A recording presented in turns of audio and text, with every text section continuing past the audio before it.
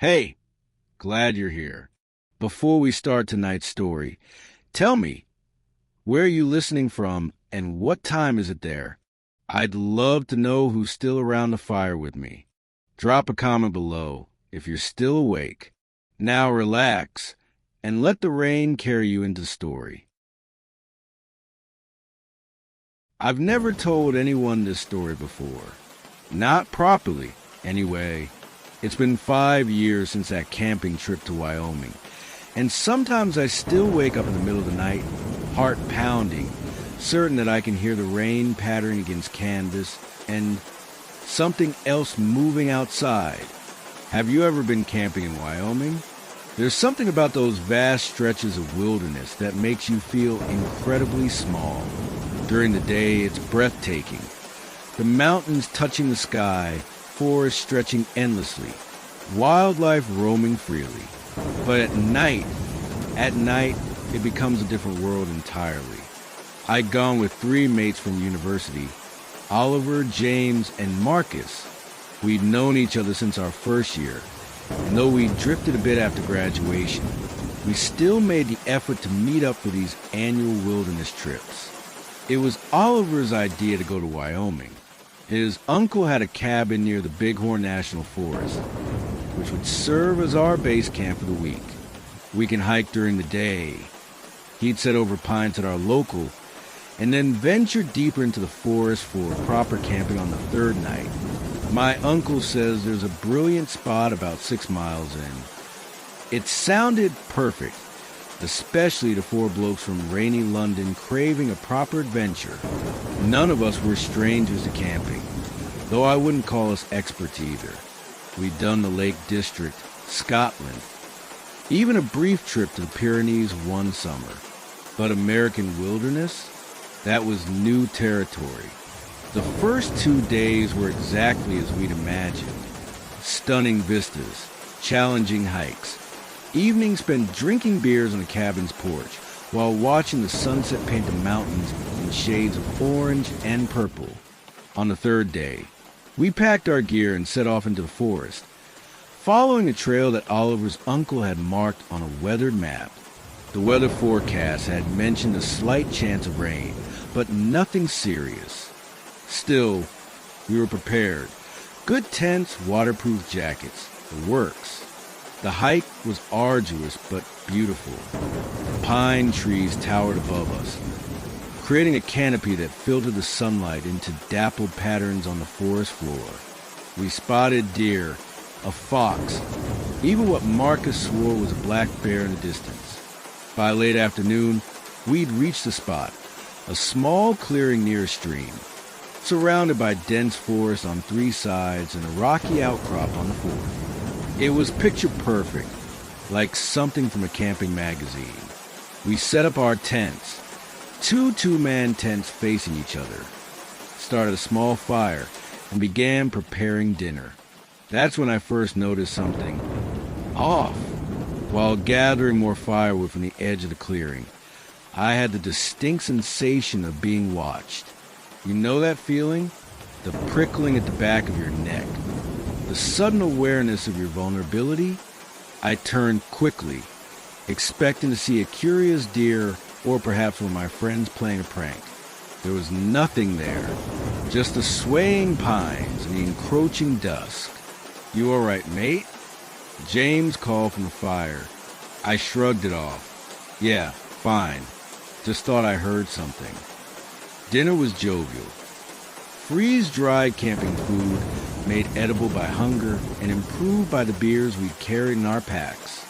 As darkness fell completely, we sat around the fire swapping stories and taking turns sipping from the flask of whiskey Marcus had brought along. That's when the weather turned.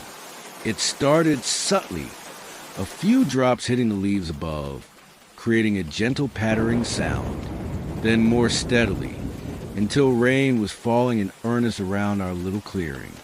"Better get the tent sorted," Oliver said, and we quickly secured our gear and made sure everything was properly waterproofed. By the time we retreated to our tents, the rain had become a proper downpour.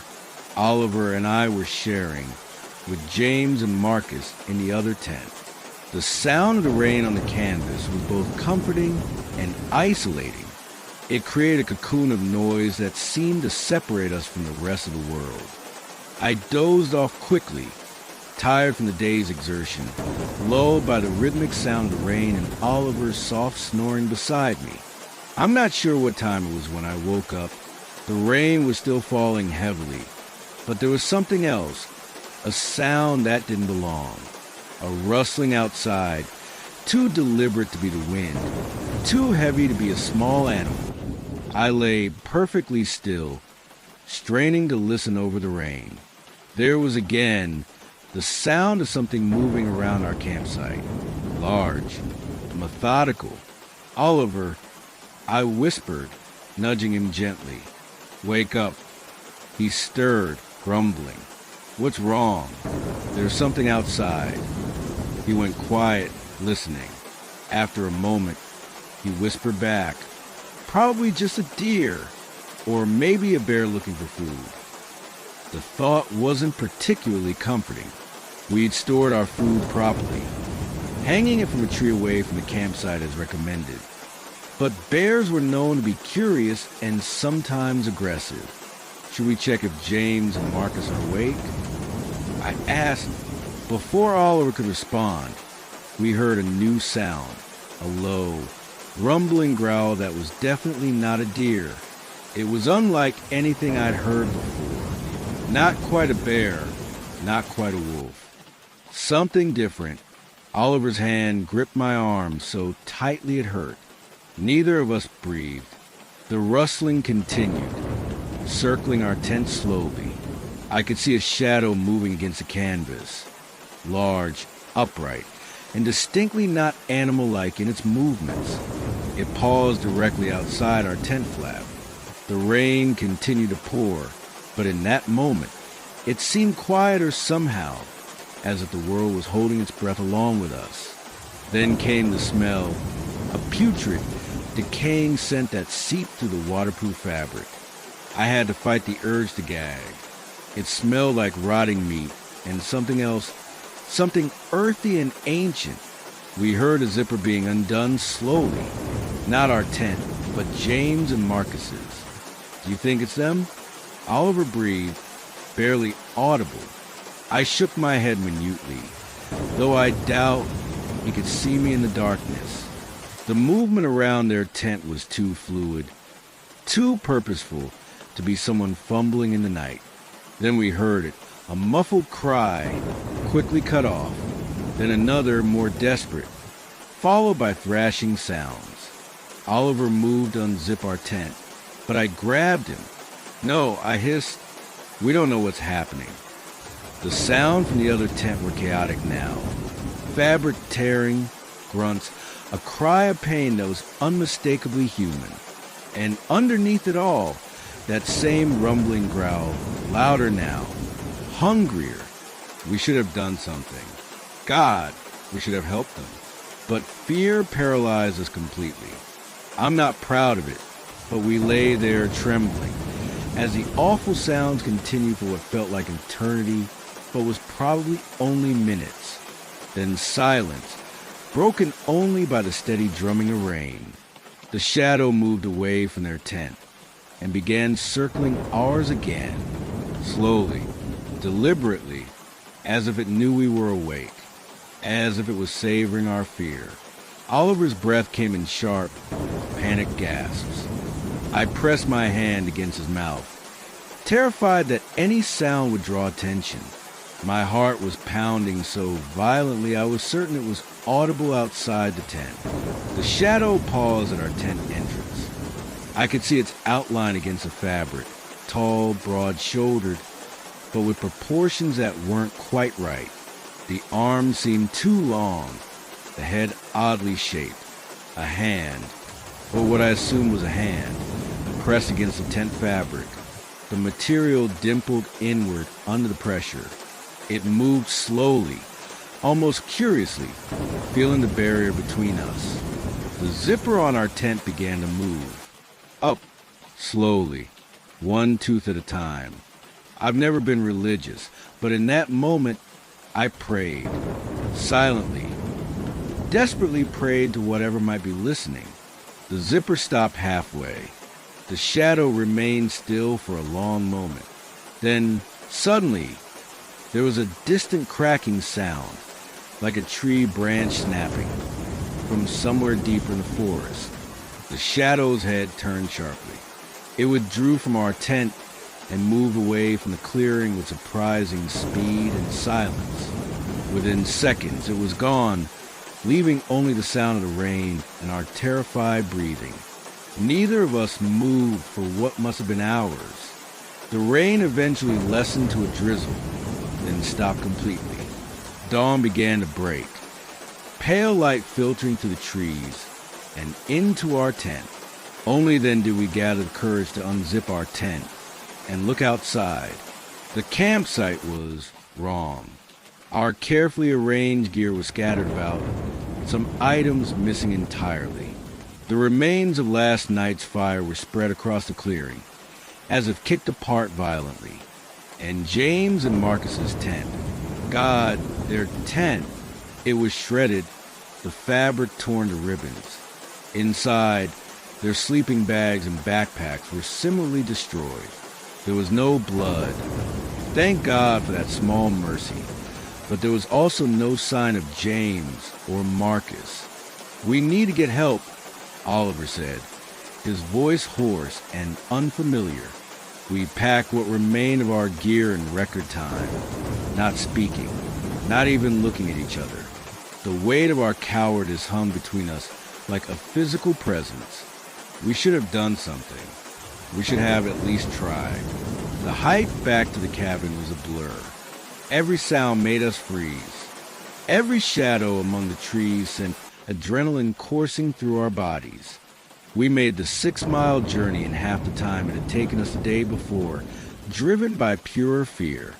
From the cabin, we called the local sheriff's department. When they arrived, we told them everything. Well, almost everything. We mentioned strange noises, the destroyed campsite, our missing friends. We didn't mention the growling, the smell, or the impossible shadow that moved like a man but wasn't one. They wouldn't have believed us anyway. The search for James and Marcus went on for weeks. Search parties combed the forest. Helicopters flew overhead. Their faces were on local news, then national. Their families flew out from England, their eyes full of questions we couldn't answer. They were never found. The official report cited animal attack, possibly a bear. The bodies dragged away or lost in the vast wilderness. Oliver and I were criticized for leaving the site, for not doing more to help our friends, for calling authorities too late. The guilt was crushing, still is, but I know it wasn't a bear. Bears don't unzip tents.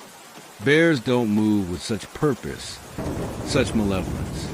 Bears don't leave you with the bone-deep certainty that they could have taken you too, but chose not to. Oliver and I don't speak anymore. He moved back to London while I stayed in the States, unable to face the families, the questions, the knowing looks. Last I heard, he was in therapy, trying to process what happened. I chose a different path, researching, obsessing, trying to make sense of what we encountered. I found stories, old legends from indigenous tribes about skinwalkers and wendigos, tales from early settlers about things that stalked the Wyoming wilderness. Most dismiss these as campfire stories or frontier myths born from the hardships of early American life. But when you heard that growl, when you smell that ancient decay, when you watch that shadow move against your tent in the pouring rain, you know better.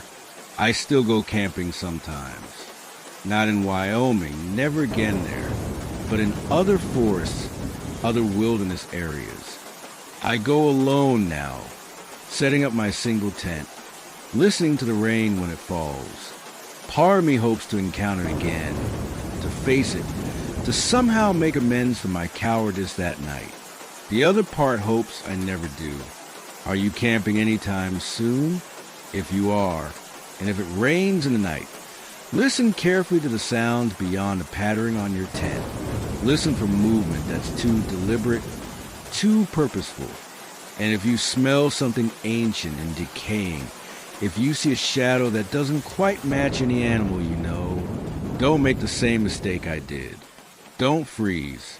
Run while you still can. Because sometimes the shadow doesn't leave.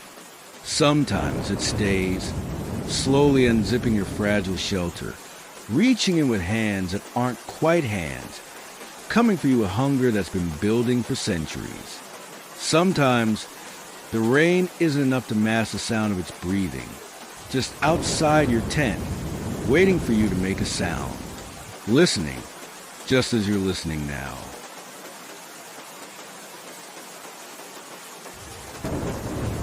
The rain hasn't stopped for 3 days now. It drums against my window in a rhythm that takes me back. Always back to Wyoming, to Wind River. Have you ever noticed how rain changes the world? How it blurs boundaries, muffles sounds, makes everything feel liminal? I used to love rainy nights. Now they only remind me of that camping trip 6 months ago. The trip that started as a solitary retreat and ended with, well, I'm still not entirely sure what it ended with. To be honest, I'm a photographer by trade. I specialize in landscape photography, dramatic mountains, pristine lakes, the sort of images you see in travel magazines that make you want to book a flight immediately. Wyoming had been on my list for years.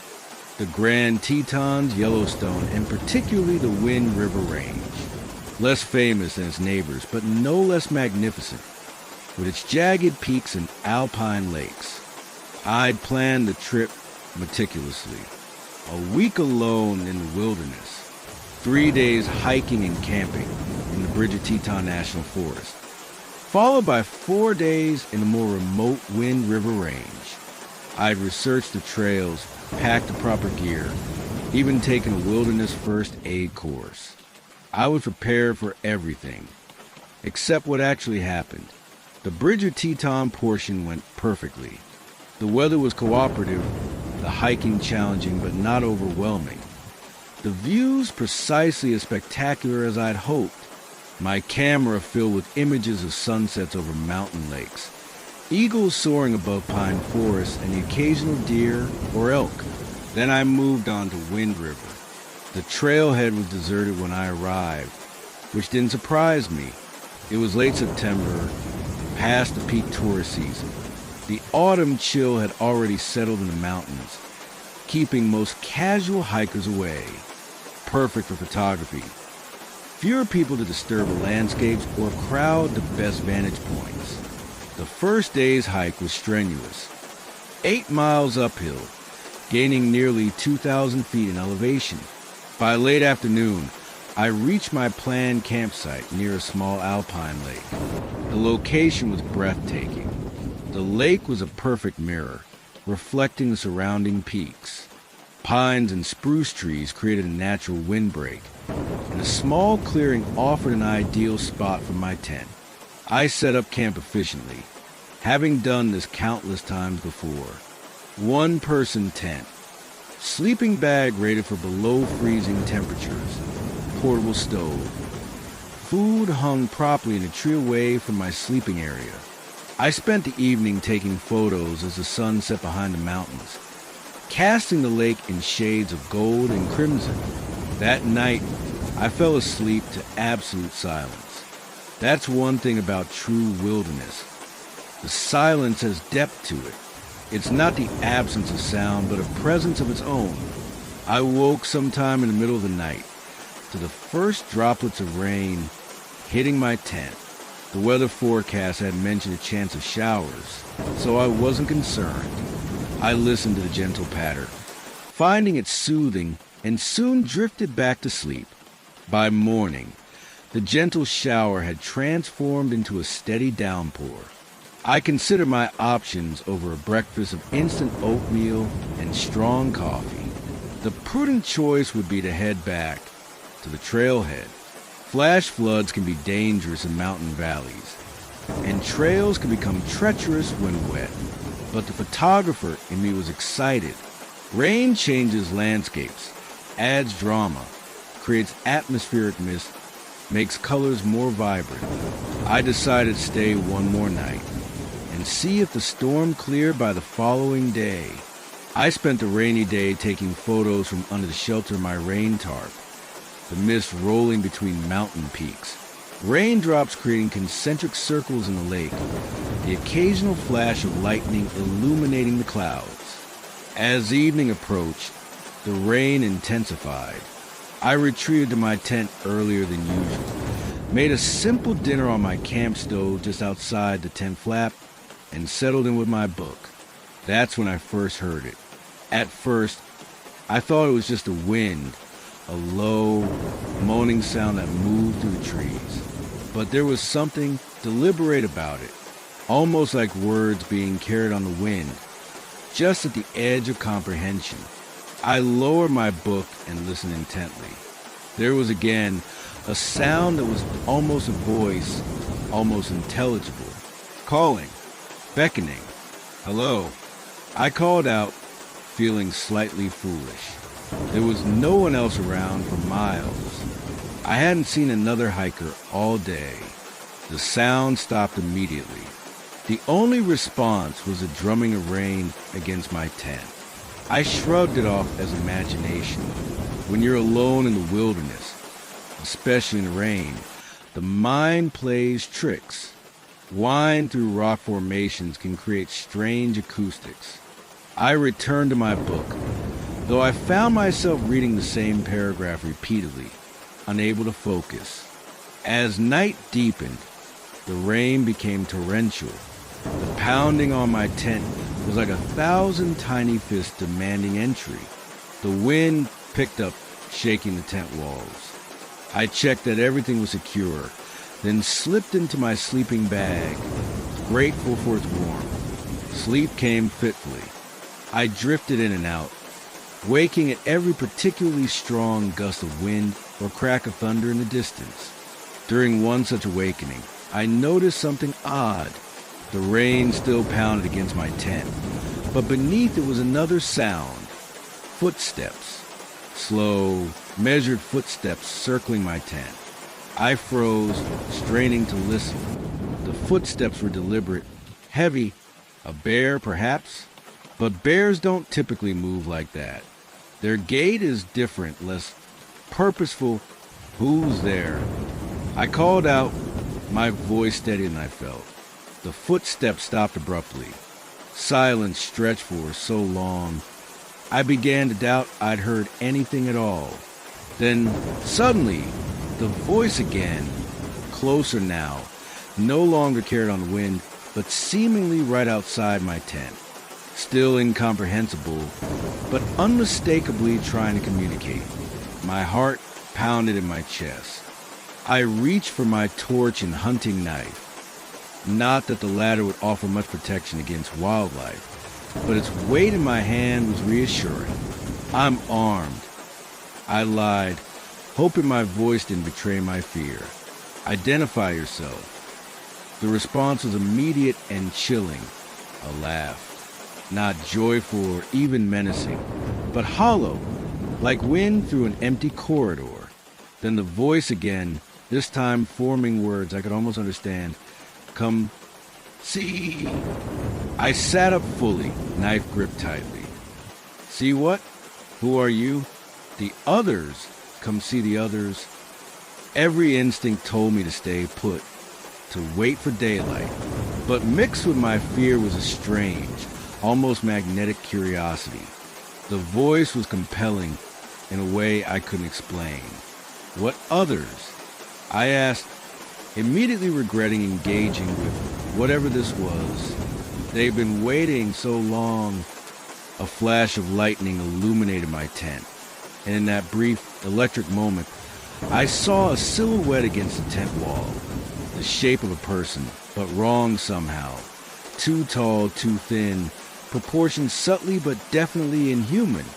I recoiled, pressing against the opposite side of my tent. When darkness returned, the silhouette was gone. "Leave me alone," I said, trying to sound authoritative despite my trembling voice. The laughter came again, more distant now. The footsteps resumed, moving away from my tent down toward the lake. Against all better judgment, I unzipped my tent just enough to peer out. The rain was coming down in sheets. Visibility almost zero. But another flash of lightning revealed a figure at the lake's edge, tall, unnaturally thin, facing the water.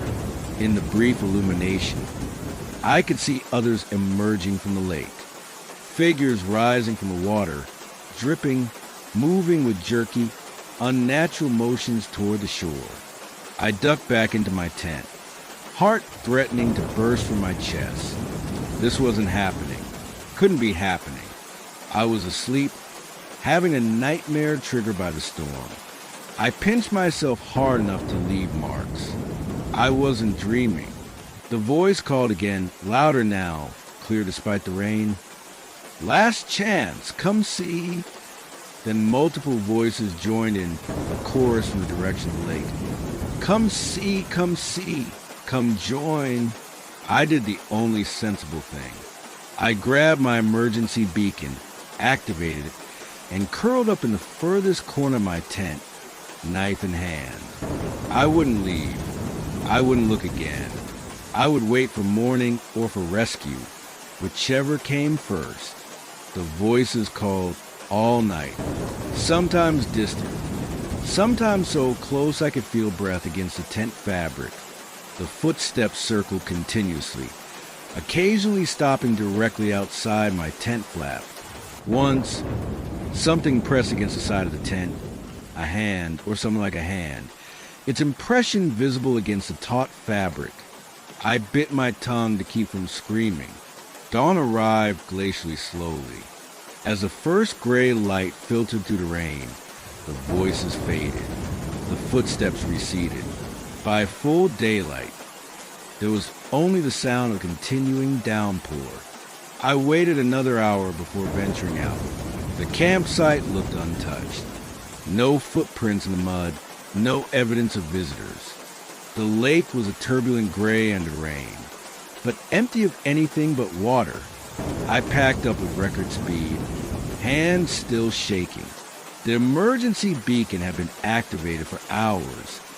Help would be looking for me, but I couldn't stay there another minute.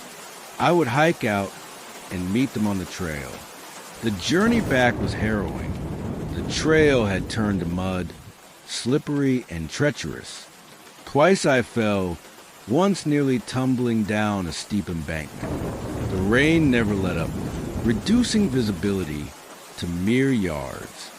And always I felt watched. About 3 miles from the trailhead, I heard a shout. A search and rescue team had been dispatched in response to my beacon. 2 rangers in rain gear approached, concern evident on their faces. "Are you injured?" The first one asked, giving me a quick visual assessment. I shook my head. "No, I'm fine. There was someone at my campsite last night. Multiple people. By the lake." The rangers exchanged glances. "That's unlikely, sir," the second one said. "We haven't had any registered hikers in that area for days. You were the only one signed in for that trail." "I know what I heard," I insisted, though my certainty was already wavering in the face of their skepticism. There were voices, footsteps. "The wind gets pretty intense up there," the first ranger said kindly. "Combined with the rain, it can play tricks on the mind, creates all sorts of strange sounds." I didn't argue further. What could I say? That I'd seen impossible figures rising from an alpine lake?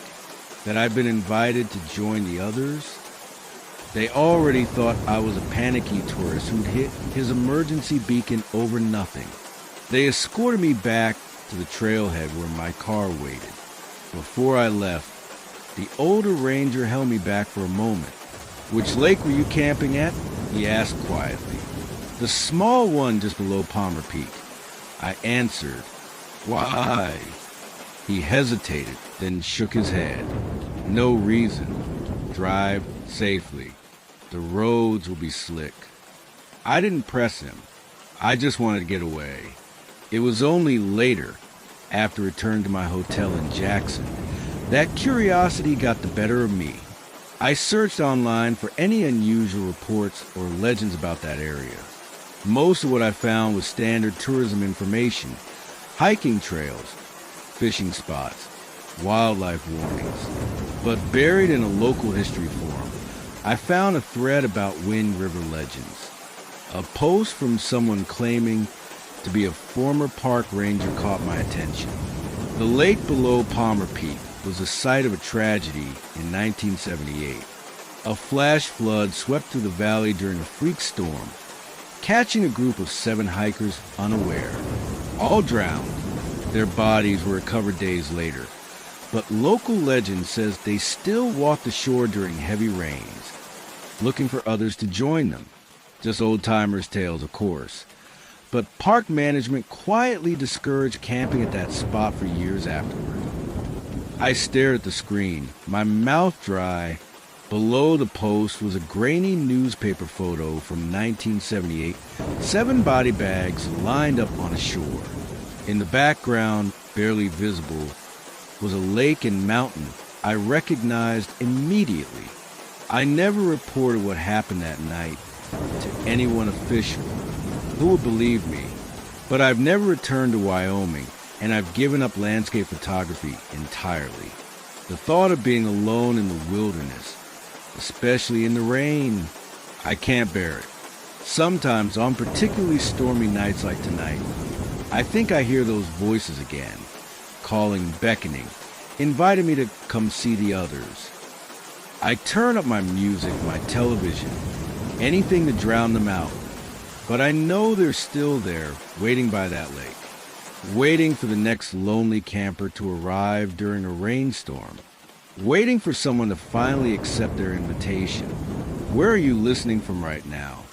Is it raining there? If it is, listen carefully. Beyond the patter against your window, in the spaces between raindrops, can you hear them calling?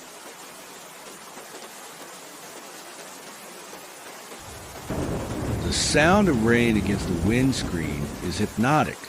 I've been parked at this roadside lookout for nearly an hour now, watching the storm roll across the vast Wyoming basin, unable to continue driving yet equally unable to turn back. The logical part of my brain insists I should be in a motel by now, warm and dry, not sitting in my car staring out at the darkness. But logic has little to do with why I'm here. This place has a gravity to it, a pull I can't explain. Even after everything that happened, I've come back. Perhaps you'll understand why by the time I finish my story. Are you somewhere comfortable as you listen? Somewhere safe?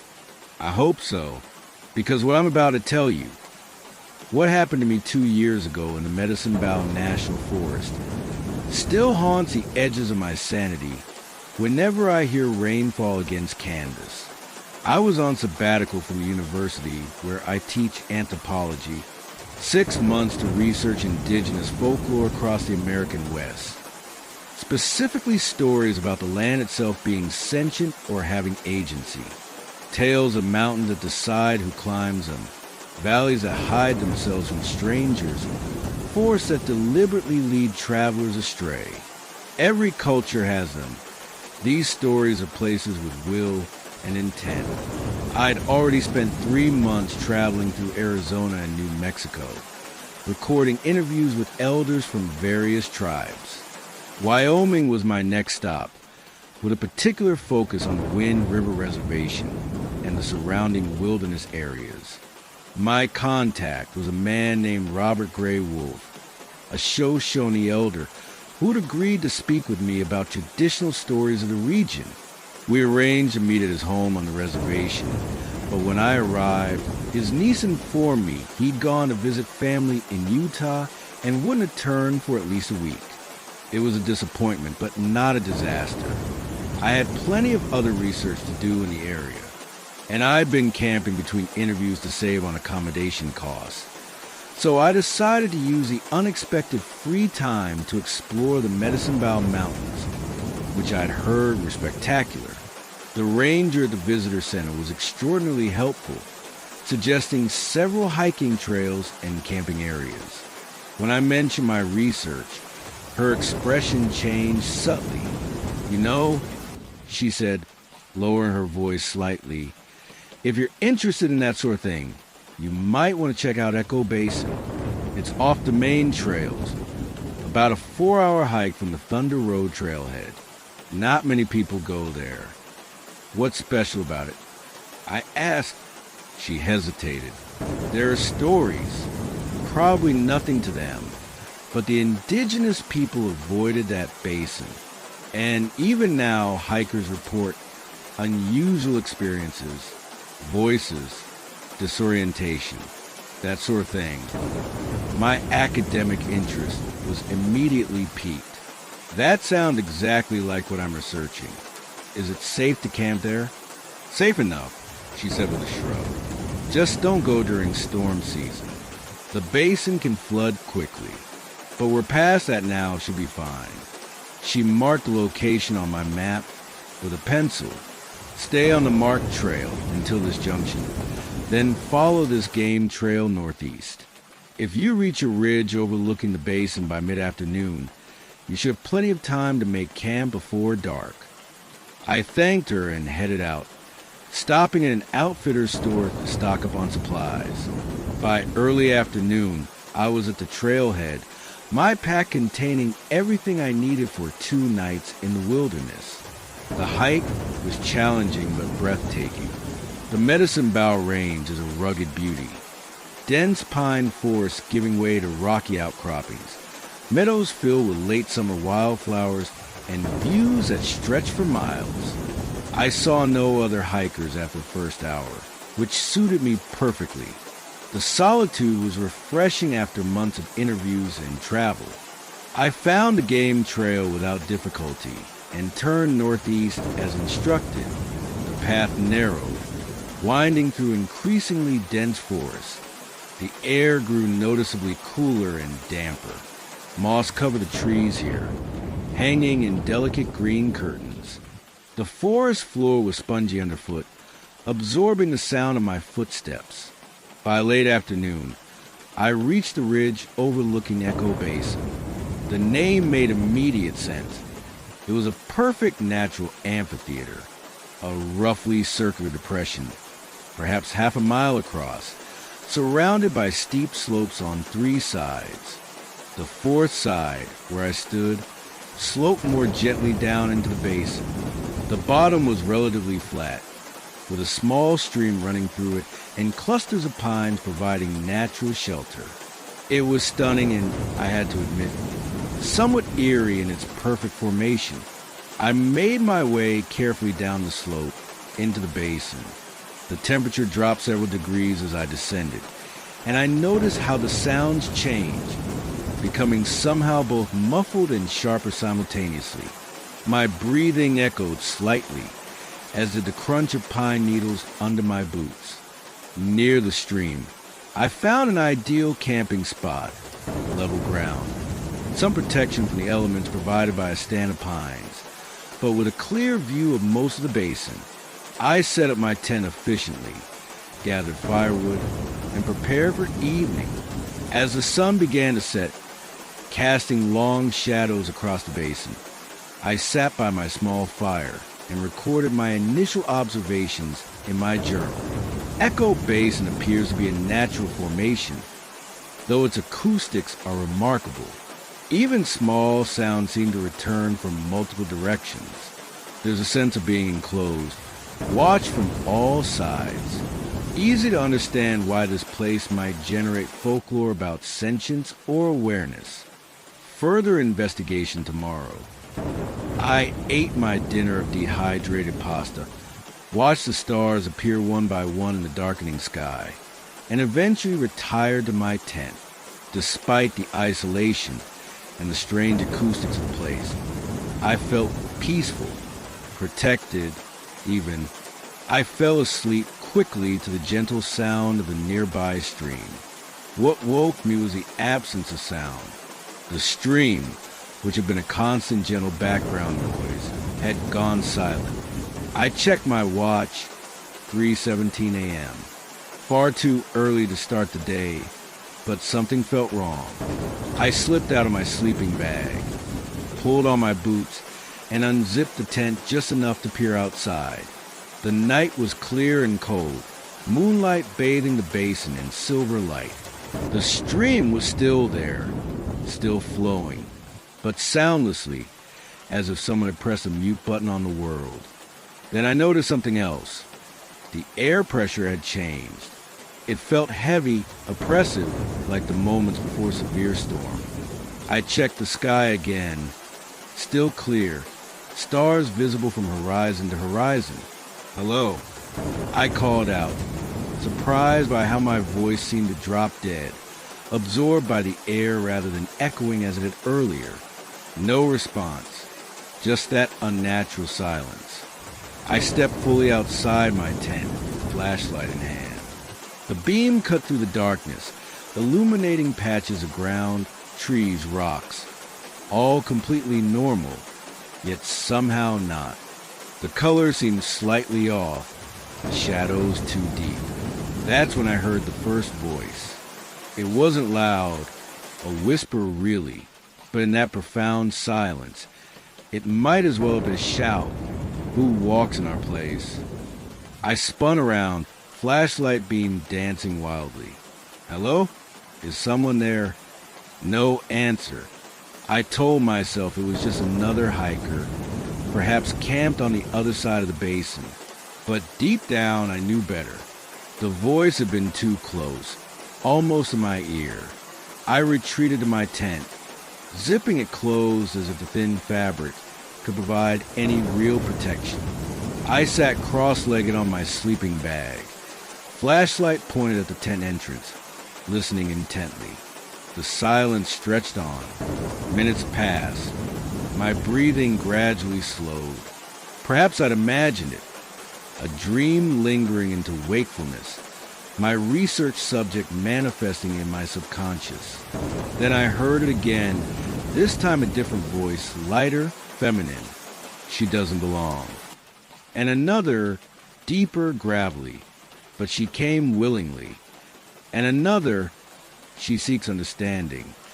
And another, "She cannot understand." The voices seemed to be coming from all directions at once, above, below, beside me. Some sounded close enough to be inside my tent. Others seemed to emerge from the very ground.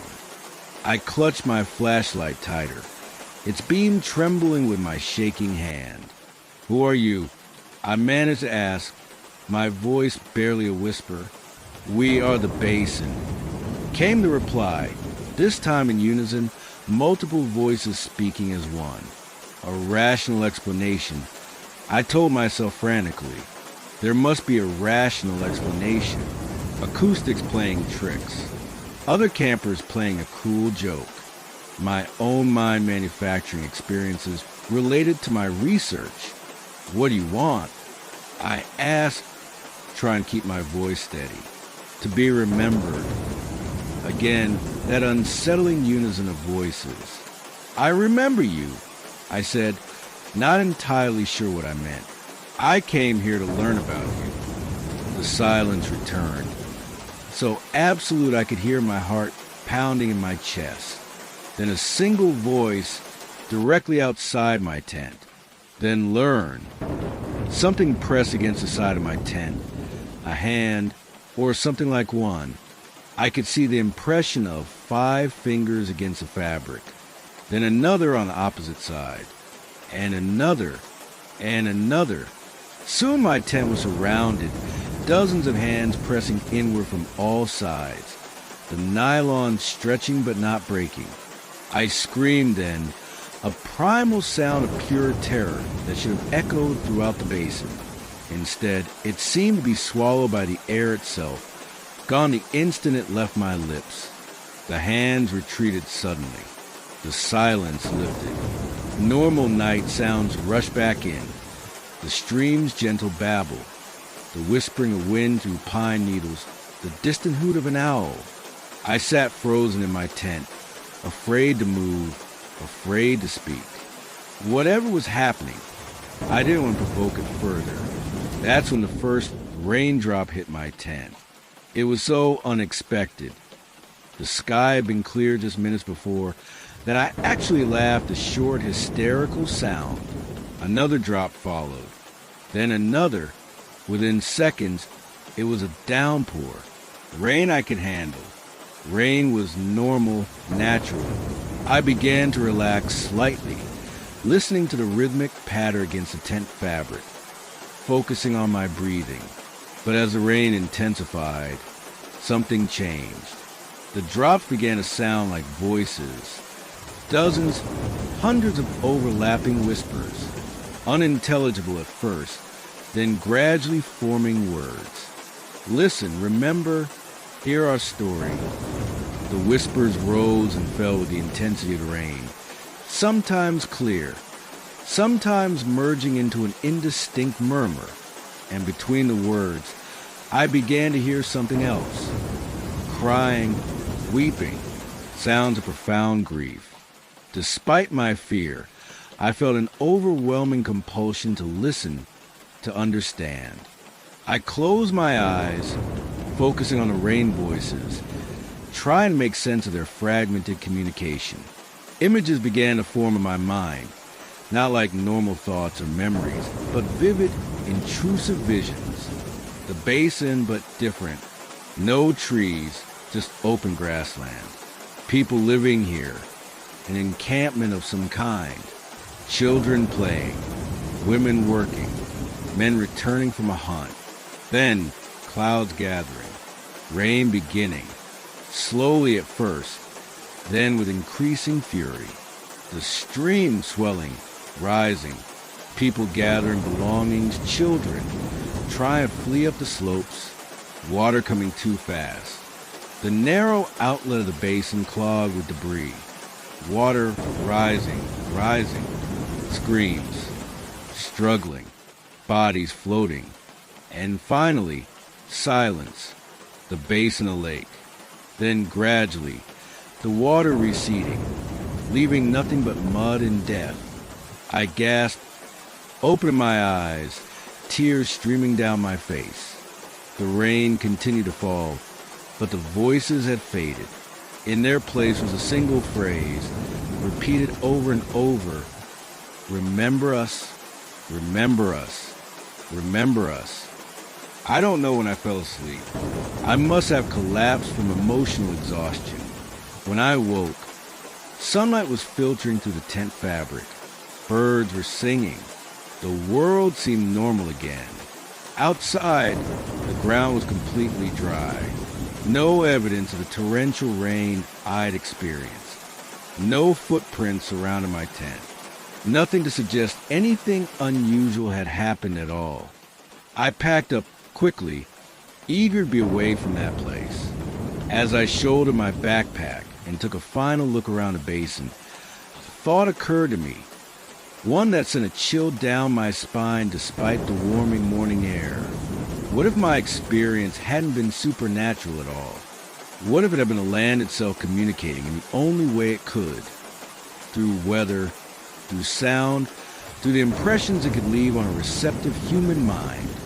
What if the stories I've been researching weren't metaphors or myths, but attempts to describe actual experiences?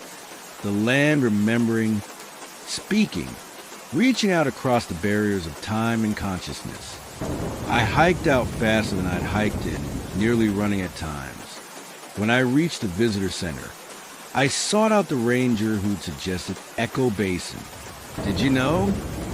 I demanded, probably looking half mad with my wild eyes and disheveled appearance. Did you know about the flood? The people who died there? She didn't seem surprised by my question. There are stories, she said quietly. Nothing in the official records, but the Shoshone and Arapaho elders speak of a band that was lost there generations ago. A sudden storm, A flash flood, an entire community gone in an afternoon. Why didn't you warn me? She met my gaze steadily. Would you have believed me? Or would you have gone anyway for your research? She was right, of course. I would have gone regardless, perhaps even more eager to experience the place. I left Wyoming the next day, my research incomplete. I told myself I needed time to process what had happened, that I would return once I regained my academic objectivity. But the truth is simpler. I was afraid, not of Echo Basin itself, but what it represented. A world where the boundaries between past and present, living and dead, sentient and inanimate, were far more permeable than my education had prepared me to accept. I never wrote about Echo Basin in my academic papers. How could I? The land spoke to me through rain and acoustical anomalies would hardly pass peer review, but I haven't forgotten it either. And now, 2 years later, I find myself drawn back to Wyoming, not to Echo Basin specifically. I don't think I'll ever camp there again, but to this general area. The pull is subtle but persistent, like a promise made that I've yet to fulfill. The rain is easing now. Soon I'll start the car and continue to my motel in Laramie. Tomorrow, I have an appointment with Robert Gray Wolf, who has finally agreed to speak with me about the old stories. I wonder what he'll tell me about places that remember, about land that speaks through rain and silence, about basins that echo with voices long gone. I wonder if he'll ask where I've been, what I've heard. I wonder what you would do if you heard the rain begin to speak. Would you listen? Would you try to understand? Or would you cover your ears, turn up the music, try to drown out the voices with noise and distraction?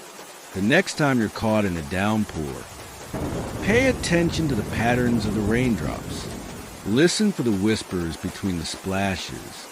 There might be a message there, meant just for you, a memory trying to be heard, a story asking to be remembered, a place that knows your name.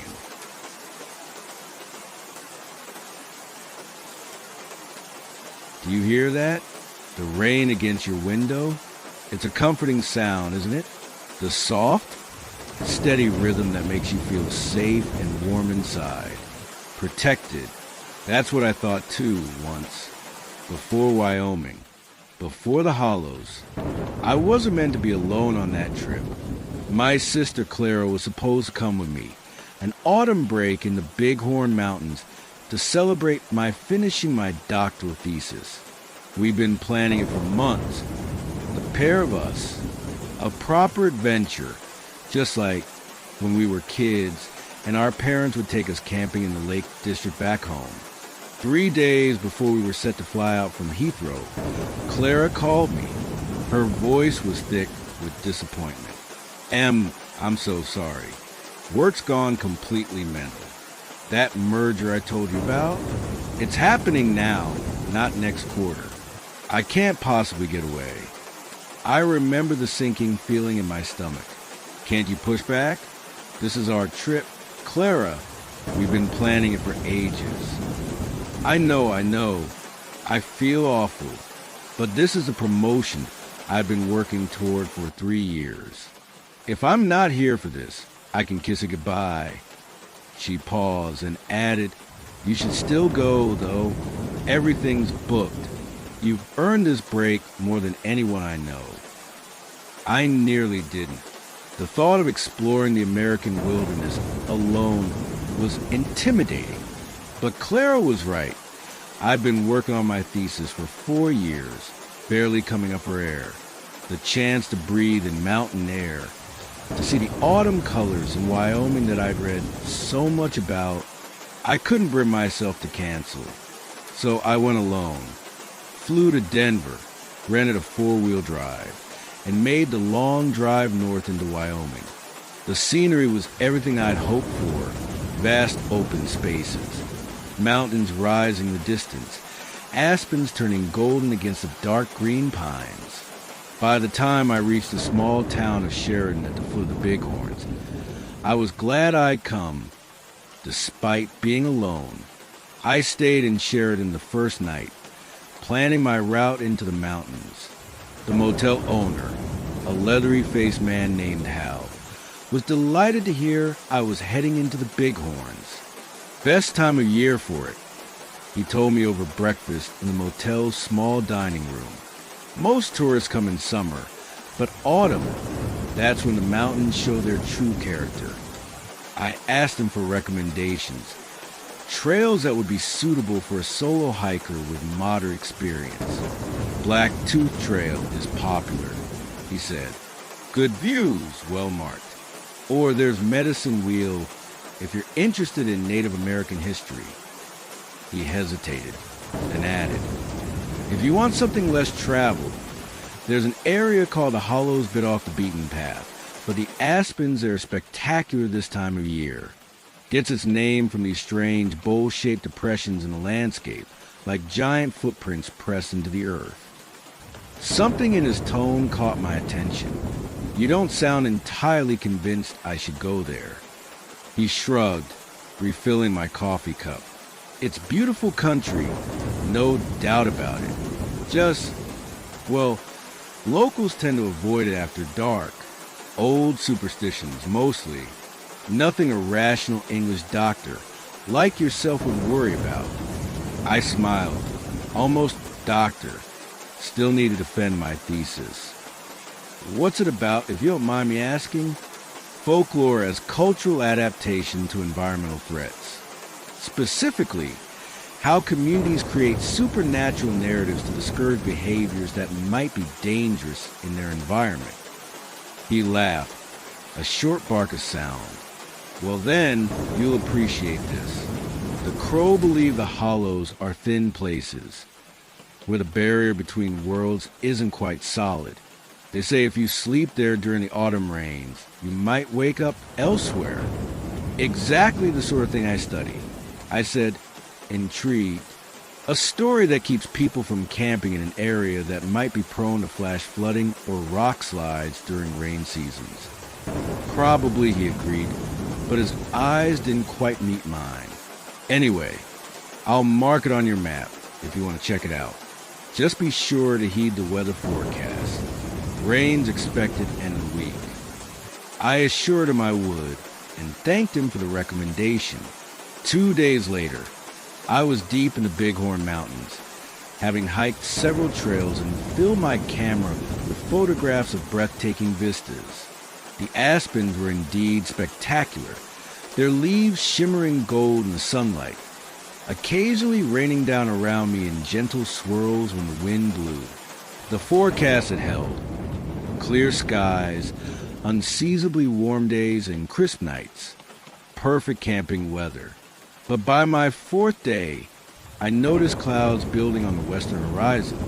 The wind had shifted too, carrying a dampness that promised rain within 24 hours. I checked my map. I was about 5 miles from the hollows. If I pushed on, I could reach it by mid-afternoon, explore a bit, and still have time to make camp before dark. If the rain came overnight, I could hike out in the morning. The trail to the hollows wasn't on any of the official park maps. Hal had marked it for me in pencil. A thin line branching off from the main trail, following a ridge before descending into what appeared to be a circular valley. Trust me, you can't miss it once you're there, he'd said. He was right. Coming over the ridge in the golden late afternoon light, I stopped in my tracks, genuinely awestruck. Below me stretched a landscape unlike anything I'd seen before. The valley floor was dotted with circular depressions, each ranging from 50 to several hundred feet across, like giant mixing bowls pressed into the earth. Between them grew stands of aspens, their leaves a brilliant gold against the darkening sky. A stream wound through the valley, occasionally disappearing into one hollow only to emerge from another further on. It was beautiful, eerily so, and completely deserted. I made my way down the slope carefully. The trail here was barely visible, just a suggestion of a path through the grass and scattered rocks. As I reached the valley floor, I noticed how quiet it was. No bird song, no insect buzzing, not even the sound of the wind in the trees. Just an absolute, perfect silence that seemed to press against my eardrums. The hollows themselves were even stranger up close. Their sides sloped gently, covered in soft grass, descending to flat bottoms where nothing seemed to grow. No trees, no shrubs, not even grass, just bare earth, packed hard as if compressed by enormous weight. I set up camp on the flat ground between two of the smaller hollows, near the stream. As I worked, I couldn't shake the feeling of being watched. I kept glancing over my shoulder, expecting to see someone or something standing at the rim of one of the depressions, but there was never anything there. By the time my tent was up and I had gathered wood for a small fire, the clouds had covered most of the sky. The golden afternoon light had faded to a dull gray, and the air felt heavy with impending rain. I cooked a simple meal on my portable stove and ate sitting on a fallen log, watching the darkness gather in the hollows around me. That's when I noticed something odd. While the rest of the valley was dimming in the twilight, the hollows seemed to be getting darker faster, as if they were somehow generating shadow rather than merely being enveloped by it. By the time I'd finished eating, they looked like perfect circles of absolute blackness, holes punched into the fabric of the world. I told myself it was just an optical illusion, some trick of the landscape and the failing light. But I couldn't stop staring at them, mesmerized by their perfect emptiness. The first drops of rain began to fall as I crawled into my tent for the night. I zipped myself into my sleeping bag, listening to the gentle patter on the canvas overhead, despite the strangeness of the place, or perhaps because of it. I felt myself drifting quickly towards sleep, lulled by the rhythm of the rain. I don't know how long I slept before the dreams began. Not ordinary dreams. These were vivid, intrusive, more like memories being forced into my mind. I saw the hollows as they had been long ago. Not hollows at all, but burial mounds. Perfect earthen domes rising from the valley floor. Indigenous people performing ceremonies around them, leaving offerings, singing songs in languages I didn't understand but somehow comprehended in the way of dreams. Then Europeans arriving, settlers, miners, soldiers, the mounds being excavated, broken open, artifacts removed, the song stopping, the people leaving, and something awakening, something that had been contained within the mounds, now free, formless, ancient, hungry. I saw it feeding on the settlers, one by one. Not their bodies, but something else. Their essence, their potential. All they might become, all they might have created or experienced. Consumed like a feast. And as it fed, it grew heavier, pressing down upon the earth where the mounds had been, creating depressions, hollows, in its growing bulk. I woke with a start, heart pounding, sweat cold on my skin despite the warmth of the sleeping bag. The rain had intensified, drumming against my tent in a steady roar. Lightning flashed, briefly illuminating the interior of my tent, followed almost immediately by a crash of thunder directly overhead. Something felt wrong. The air inside my tent seemed too thick, resistant when I tried to move, and there was a smell, earthy but unpleasant, like rotting vegetation mixed with something metallic. I reached for my torch, hands trembling. The beam cut through the darkness, revealing nothing unusual inside the tent. But when I directed it toward the tent wall, I noticed how the fabric sagged inward, as if under pressure from outside. Another flash of lightning, another immediate crash of thunder. The storm was directly above me. In that brief illumination, I saw a shape press against my tent. A hand, palm flat, fingers splayed, but wrong somehow. Too large. The proportions slightly off. The fingers too long and jointed in too many places. I scrambled backward. A scream caught in my throat. The hand remained pressed against the fabric for a moment, then withdrew. In its place, a face pressed forward, or something like a face. Two deep hollows where eyes should be, another where a mouth might be, the canvas stretching to accommodate its features. The torch beam caught it full on, but there was nothing to see, just the impression of features pressing through from outside, like a mass pressed into clay. Then it spoke, not with sound, but directly into my mind. "You sleep in our home," it said, its voice like gravel being crushed. "You dream our memories." "I'm sorry," I whispered, though I wasn't sure it could hear spoken words. "I didn't know." "Few know," it replied. "Few remember, but the earth remembers. The hollows remember." "What were you?" I managed to ask. There was a long pause, filled only with the sound of rain and my own ragged breathing. Then, "We are the price of forgetting, the cost of desecration. We are hunger and memory and patience." Another lightning flash revealed more impressions against my tent. Dozens of hands, faces, pressing from all sides now. The thin fabric, the only barrier between me and them. "What do you want?" I asked, my voice breaking. "To be remembered," the voice replied. "To be fed." "Fed what?" "Possibility, potential, all you might become." I understood then, with a terrible clarity of absolute fear. The dreams hadn't been dreams at all, but memories, its memories shared with me. The settlers hadn't just died. They'd been consumed, their futures devoured by whatever entities resided in the hollows. "Please," I said, not even sure what I was begging for. "Mercy? Understanding? I have a life. People who care about me. Work to finish." As did they all. It replied with what felt like amusement. "Such sweet potential you hold. A lifetime of discovery. Knowledge shared. Lives touched and changed. Delicious." The tent fabric began to tear.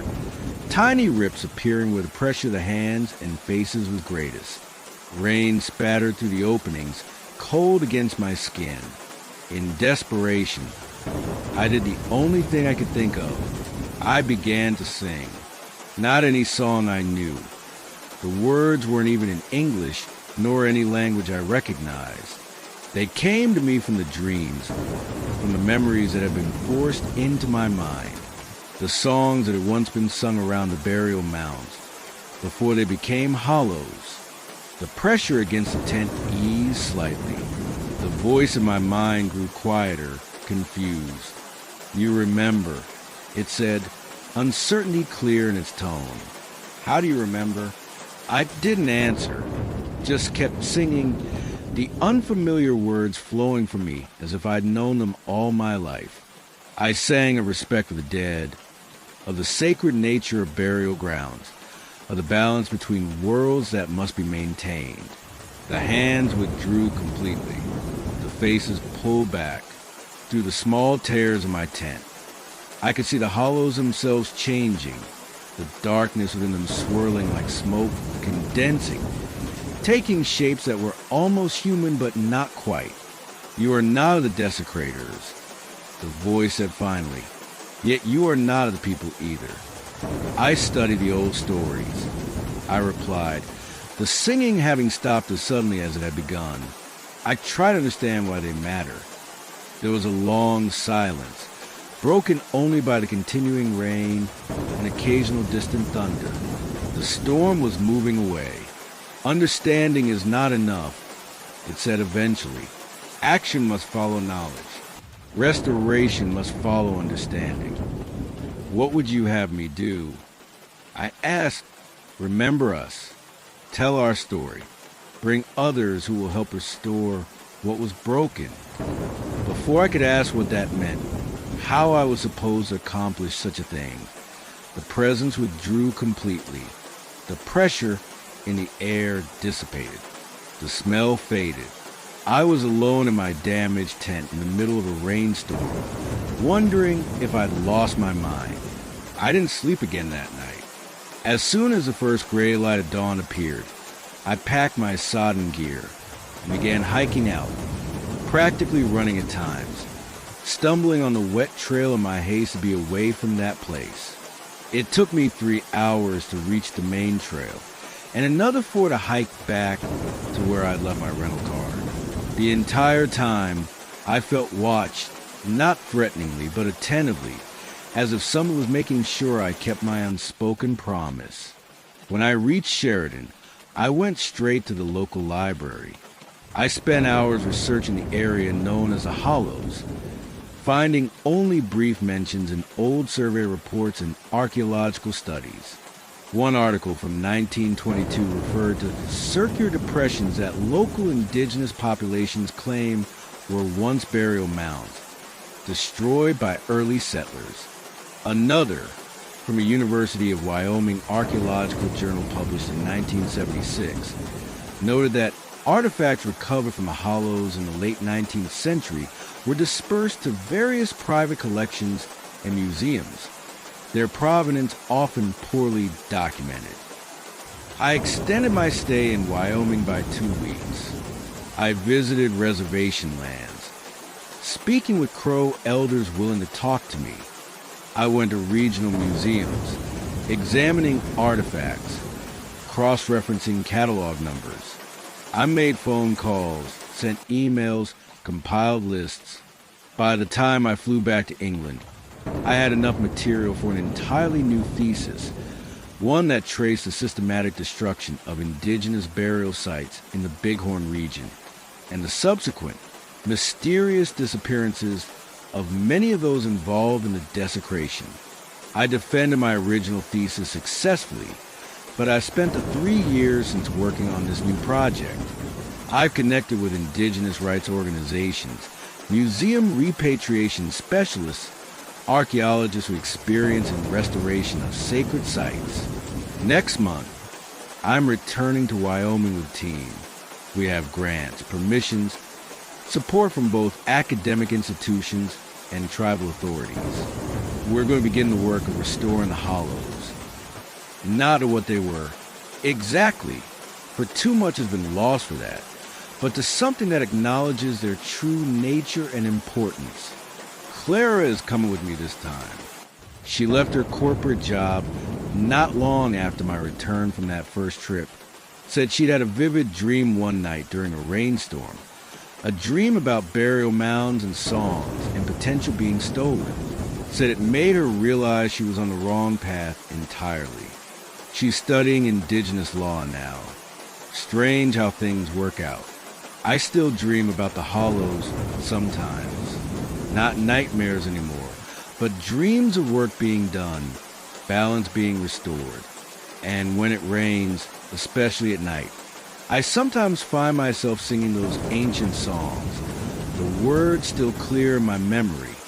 I wonder, as you listen to this through the sound of rainfall, has something ancient ever reached out to you, called you to remember, to restore, to act? Listen carefully to the rain. There might be voices in it, speaking just to you, memories trying to be heard, wrongs asking to be righted. And if you ever find yourself in Wyoming's Bighorn Mountains and come across a valley of strange circular depressions, remember this story. Tread lightly. Listen closely. The hollows are hungry still, but they can be satisfied with remembrance and respect, instead of consuming all you might become. At least, that's what I choose to believe. For now, until the work is done. Sweet dreams, dear listener. May the rain bring you only peace tonight.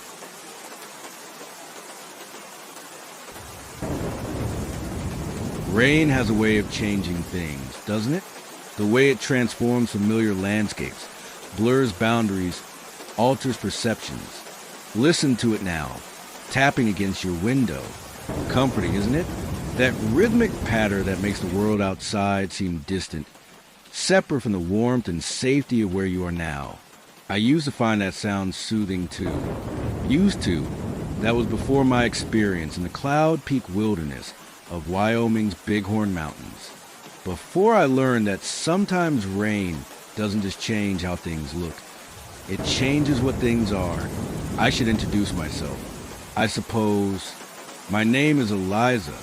I'm a geological surveyor, specializing in remote terrain mapping. I've spent most of my career in wild places. The Scottish Highlands, the Norwegian fjords, the Chilean Andes, places where the maps still have blank spaces or outdated information. I fill in those spaces. At least, that's what I was doing in Wyoming 3 years ago, during what should have been a routine 4-day solo expedition. The Bighorns aren't as famous as the Tetons or Yellowstone, but they're magnificent in their own right. Ancient weathered mountains with deep canyons, alpine meadows, and forests that stretch for miles.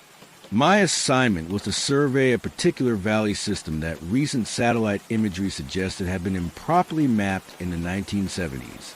I flew into Sheridan, rented a sturdy 4-wheel drive, and spent the night at a small motel at the base of the mountains. The forecast mentioned a chance of rain for the 3rd day, but nothing severe, just a typical afternoon mountain showers common in late summer. I'd worked in far worse conditions. The next morning, I drove to the West 10 Sleep trailhead, shouldered my pack, and set off into the wilderness. The first 2 days went exactly as planned. I hiked along established trails, occasionally venturing off to take readings and photographs at specific coordinates. The weather was perfect. Clear blue skies, mild temperatures, gentle breezes carrying the scent of pine and wildflowers. By the evening of the 2nd day, I'd reached my furthest planned campsite, a small clearing near stream, about 15 miles from trailhead, according to my maps and GPS. The next day would involve hiking through what was marked as Forgotten Valley, a narrow passage between 2 ridges that the satellite imagery suggested was significantly deeper and more complex than the old survey data indicated. I made camp, cooked my dinner on a small portable stove, and spent the evening reviewing my notes and planning the next day's route. As darkness fell, I noticed clouds beginning to build over the western peaks, the forecasted weather system moving in perhaps a bit earlier than expected. I secured my gear and turned in early, planning to get a pre-dawn start to maximize my survey time before the rain arrived. I slept soundly until sometime in the early morning hours. I'm not sure exactly when I was awakened by a sound that didn't belong. Not wind, not an animal, but something I couldn't immediately identify. A sort of rhythmic scratching or tapping against the ground outside my tent. Fully alert now, I lay still, listening. The sound continued, moving slowly around the perimeter of my campsite. It paused occasionally, then resumed, always maintaining that same rhythm. 3 quick taps followed by a pause, then 2 slower scrapes. "Hello," I called out, immediately feeling foolish. There wouldn't be other hikers this far out, certainly not prowling around in pre-dawn darkness. The sound stopped immediately. The silence that followed was absolute. No insects, no rustling leaves, not even the gurgle of the nearby stream. Just a perfect, unnatural quiet that made the hair on my arm stand up. Then, just as I was about to convince myself I dreamed it, a voice spoke. So close to my tent it might have been inside. "You shouldn't be here when the rain comes," it said. The voice was neither male nor female, neither young nor old. It had a quality I still struggle to describe, like multiple voices speaking in perfect unison, but with an underlying hollowness, as if coming from the bottom of a well. I'd like to say I responded bravely, but the truth is I froze, my heart hammering so loudly I was certain whatever was outside could hear it. "This valley doesn't exist in the rain," the voice continued, "and neither will you if you stay. I fumbled for my torch, finally managing to switch it on with trembling fingers. "Who are you?" I demanded, trying to sound authoritative rather than terrified.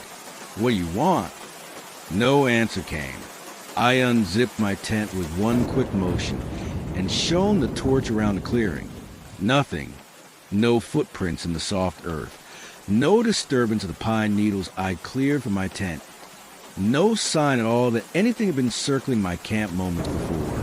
Except, and this detail still sends a chill through me, the stream that had been burbling merrily when I'd fallen asleep was now completely dry. Just a ribbon of damp stones where flowing water had been hours earlier. Sleep was impossible after that. I sat in my tent, torch in one hand, my emergency satellite phone in the other, waiting for dawn. As the first gray light filtered through the trees, I emerged cautiously, half expecting to find myself in a changed landscape. But everything looked normal, except for the dry stream bed. I should have turned back then.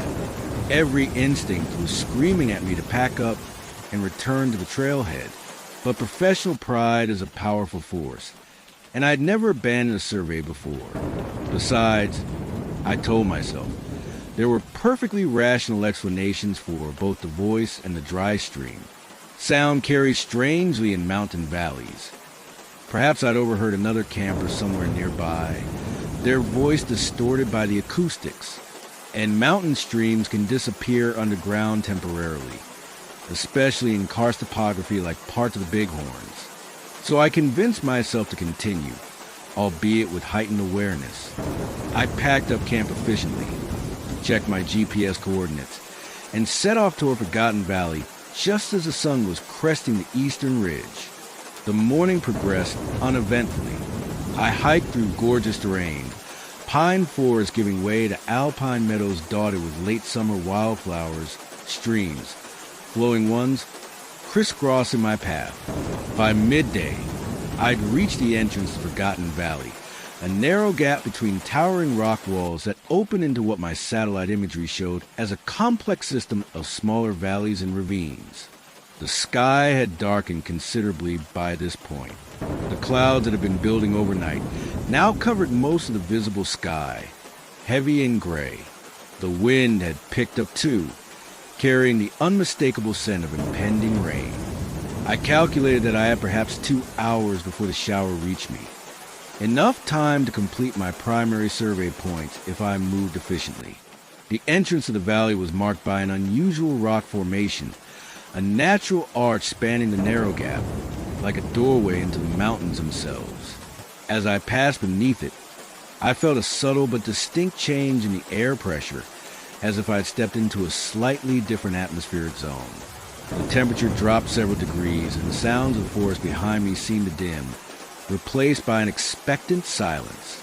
I checked my GPS to confirm my location, and was surprised to find it struggling to maintain a signal. The display flickered between coordinates that made no sense, placing me sometimes miles from where I knew I was, sometimes in locations that would have been impossible, like the middle of the lake 50 miles away.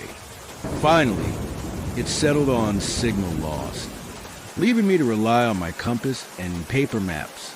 The valley itself was even more impressive than the satellite imagery had suggested. The walls rose nearly vertically on either side, striated with bands of different colored stone, rust red, pale yellow, charcoal gray. The floor of the valley was relatively flat, covered in short grass and dotted with stunted pine trees that looked oddly uniform, as if planted deliberately. I began my survey work, taking photographs and measurements, making notes about the geological features I observed. There were several anomalies that immediately caught my professional attention. Rock formations that didn't match the surrounding geology, patterns of erosion that suggested water flow in impossible directions, strata that appeared to have formed in ways that violated basic geological principles. So absorbed was I in documenting these curiosities that I barely noticed the first raindrops until they began to strike my notebook, smudging the ink. I looked up to find the sky directly overhead, now an ominous dark gray, while in the direction I'd come from. The clouds were nearly black. The rain increased rapidly from a few scattered drops to a steady shower. I quickly stored my notebook in its waterproof case and pulled on my rain jacket. The logical move would be to seek shelter and wait out the rain, but something about the voice's warning, "This valley doesn't exist in the rain," propelled me toward the entrance. I'd complete the survey another day. I decided, better to retreat to safer ground before the shower became a downpour. I turned and began walking briskly back the way I'd come, following my own footprints in the now dampening earth. The rain intensified with each passing minute, falling in heavy sheets that limited visibility and soon soaked through my supposedly waterproof clothing. The temperature continued to drop, and a mist began to rise from the ground, curling around the bases of the stunted pines in ghostly tendrils. That's when I noticed something was wrong with my footprints. They weren't leading back toward the archway entrance as they should have been. Instead, they seemed to wander in curves and loops, sometimes disappearing entirely only to reappear yards away in a direction that made no sense. I stopped, disoriented, and pulled out my compass. The needle spun continuously, never settling on a direction. I put it away and tried to orient myself visually, looking for the distinctive rock arch that marked the valley entrance. But the now heavy rain and thickening mist made it impossible to see more than 20 yards in any direction.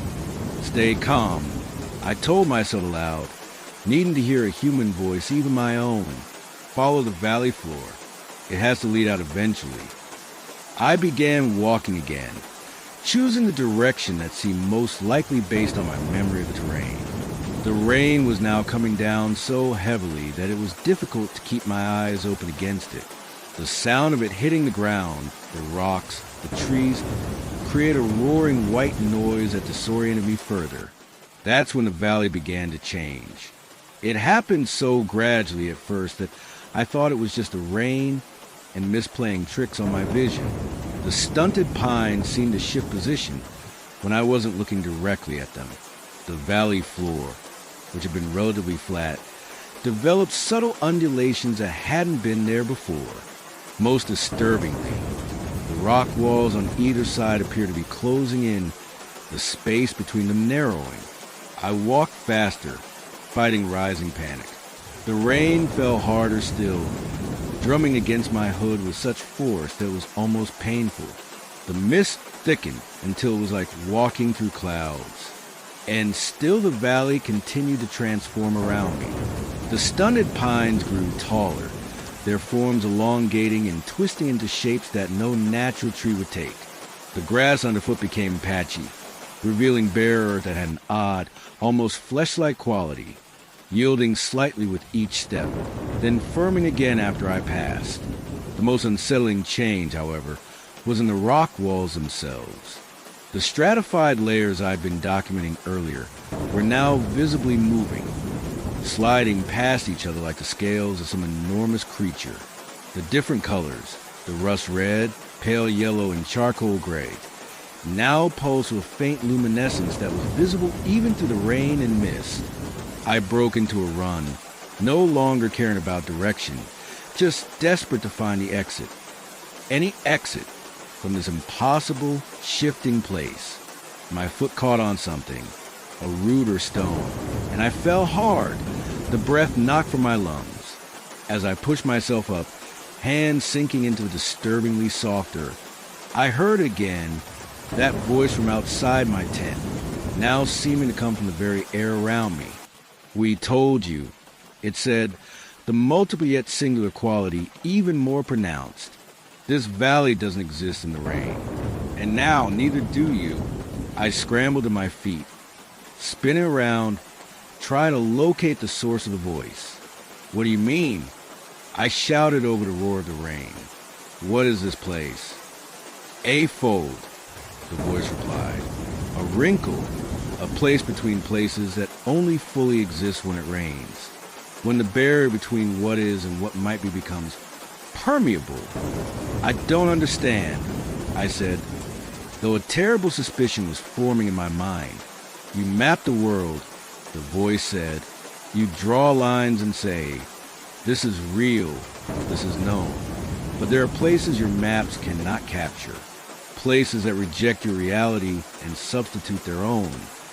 As if to emphasize this point, the valley floor beneath me rippled like water disturbed by a stone.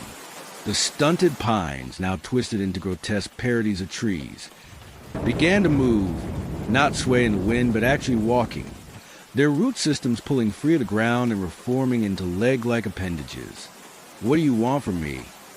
I screamed, backing away from the nearest ambulatory tree. "Want?" The voice seemed amused. "We want nothing from you. You are here. That is enough. In time, you'll become part of this place, as all lost things do." I turned and ran again, choosing a direction at random, no longer believing that any path would lead me out, but unable to simply stand and accept whatever fate the valley had in store for me. The rain fell impossibly harder, each drop feeling like a tiny hammer against my skin. The mist swirled and coalesced into shapes that almost resembled human figures before dissolving again. How long I ran, I cannot say. Time seemed to become as fluid as the landscape around me. I remember periods of light and darkness, though whether these marked actual days or just another manifestation of the valley's impossible nature, I couldn't tell. The rain never stopped. Sometimes it lessened to a steady shower, but more often it fell in torrential sheets that made simply standing upright a challenge. During one period of relative clarity, I found myself in a section of the valley I was certain I hadn't seen before. The floor was covered in small, perfectly circular pools of water, each about a meter in diameter. Despite the pounding rain, the surface of each pool remained miraculously still, like glass. Exhausted and disoriented, I approached one of the pools and looked in, half expecting to see some new horror.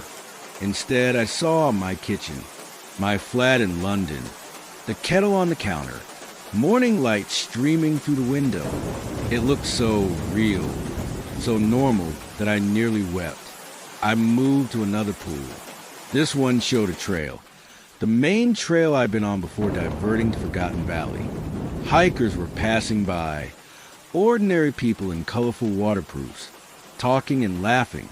A third pool showed the rock arch at the valley entrance, rain falling around it but not through it, as if it were protected by an invisible umbrella. I understood then. These pools were windows, or perhaps doors, to other places. Places I could go. Ways out. But which one was real? Which would take me back to my world? And which might send me somewhere else entirely? The rain was intensifying again, the brief respite ending.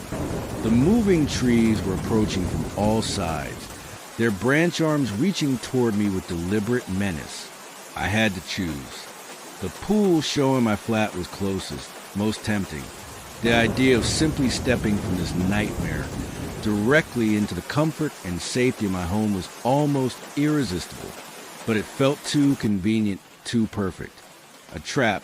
The pool showing the hikers on the trail was also suspect. I hadn't seen any other hikers for days before entering Forgotten Valley. Why would they be there now, moving so casually through a storm? That left the arch. I'd passed beneath it to enter this place. It made sense that I would need to pass through it again to leave. And unlike the other images, this one showed the rain, the same rain that was falling on me now. It felt real in a way the others didn't. I approached the pool, showing the arch just as the nearest tree thing reached for me with branches that had formed into finger-like projections. I didn't look back. I simply stepped into the pool, expecting to feel water engulfing me, prepared to swim, to fight my way through to whatever lay on the other side. Instead, there was a moment of vertigo, a sensation of falling upward, and then impact. I was lying on solid ground, rain still pounding around me, but different rain, natural rain. I pushed myself up to see the rock arch directly in front of me, exactly as it had been when I first passed beneath it. I scrambled to my feet and ran through the arch without hesitation, not stopping until I was 100 yards beyond it. Only then did I turn back to look at Forgotten Valley. It was gone, where the narrow gap between rock walls had been. There was now only a solid cliff face, unbroken and unremarkable. No arch, no entrance, no valley beyond. Nothing to suggest that what I'd experienced had been anything but a vivid hallucination brought on by exhaustion or altitude or some toxic plant I'd unwittingly touched. Except for one thing, my GPS, which had lost signal upon entering the valley, now worked perfectly again. And according to its data, nearly 3 days had passed since I'd walked under that now non-existent arch. 3 days that I'd spent in a place that, according to every map and satellite image, didn't exist. I made it back to the trailhead in a daze, barely registering the hike out. I drove straight to the airport, abandoned my rental car with the keys and ignition, and booked the first flight back to London. I never filed my survey report. I quit my job the day I returned, claiming a family emergency. For weeks afterward, I checked the weather reports for the Bighorn Mountains obsessively. When I saw that the rain had finally stopped in that region, I tried calling the Forest Service office, making up a story about a friend who was hiking in the area of Forgotten Valley. The ranger who answered had never heard of such a place. According to him, there was no passable valley at the coordinates I provided, just a solid rock formation locals called Fool's Wall, because from certain angles, it looked like it might contain a passage, but never did. I've never returned to Wyoming or to geological surveying. I work in urban planning now, surrounded by concrete and steel and things made by human hands, things that stay where they're put. But I still check the weather in the Bighorns. And on the rare occasions when extended rain is forecast for that region, I sometimes wonder if Forgotten Valley is there again, fully formed in the downpour. I wonder if the trees are walking, if the pools are showing their impossible windows to other places. And on nights like tonight, when the rain taps against my window with that rhythmic persistence, I sometimes hear that voice again, multiple yet singular, hollow yet full, whispering just at the edge of hearing. This world doesn't exist in the rain, and neither do you. So listen to the rain if you're hearing it now. Listen carefully and ask yourself, is it falling the same way it always has? Or is there a pattern to it? A message? 3 quick taps, then 2 slower scrapes. A warning, perhaps, or an invitation. And if you ever find yourself in Wyoming's Bighorn Mountains and come across a narrow gap between rock walls with a natural arch spanning the entrance, well, check the weather forecast first. Some valleys only exist in the rain, and once you enter them, you might never truly leave.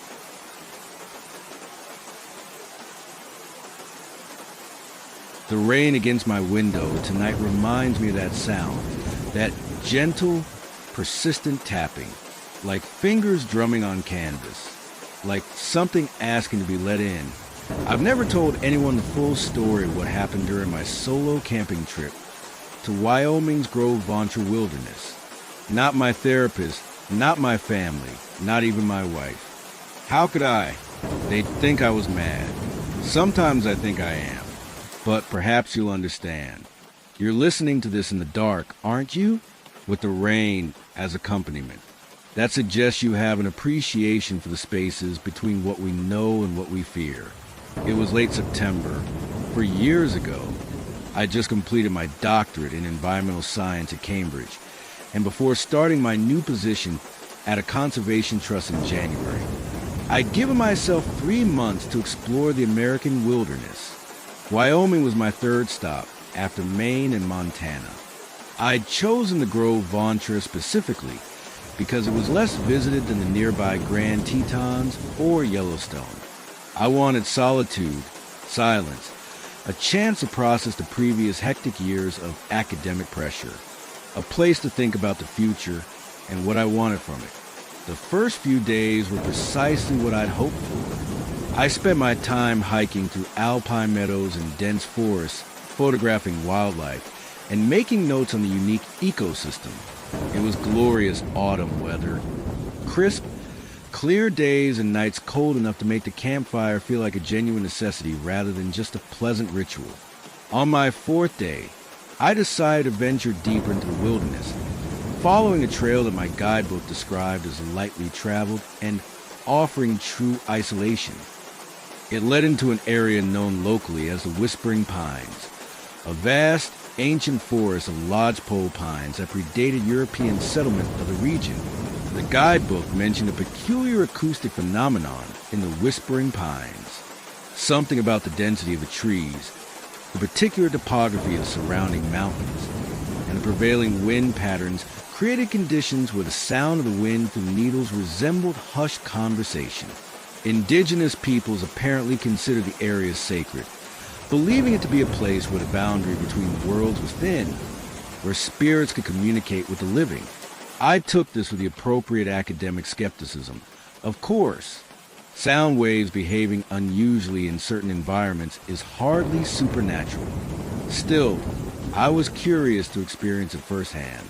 The hike to the Whispering Pines was more challenging than I'd anticipated.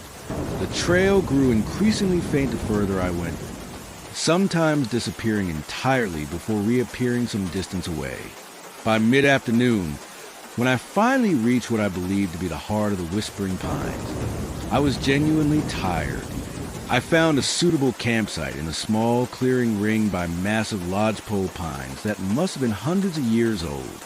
Their trunks were straight as columns, rising 60 feet or more before branching out, creating a high, cathedral-like canopy.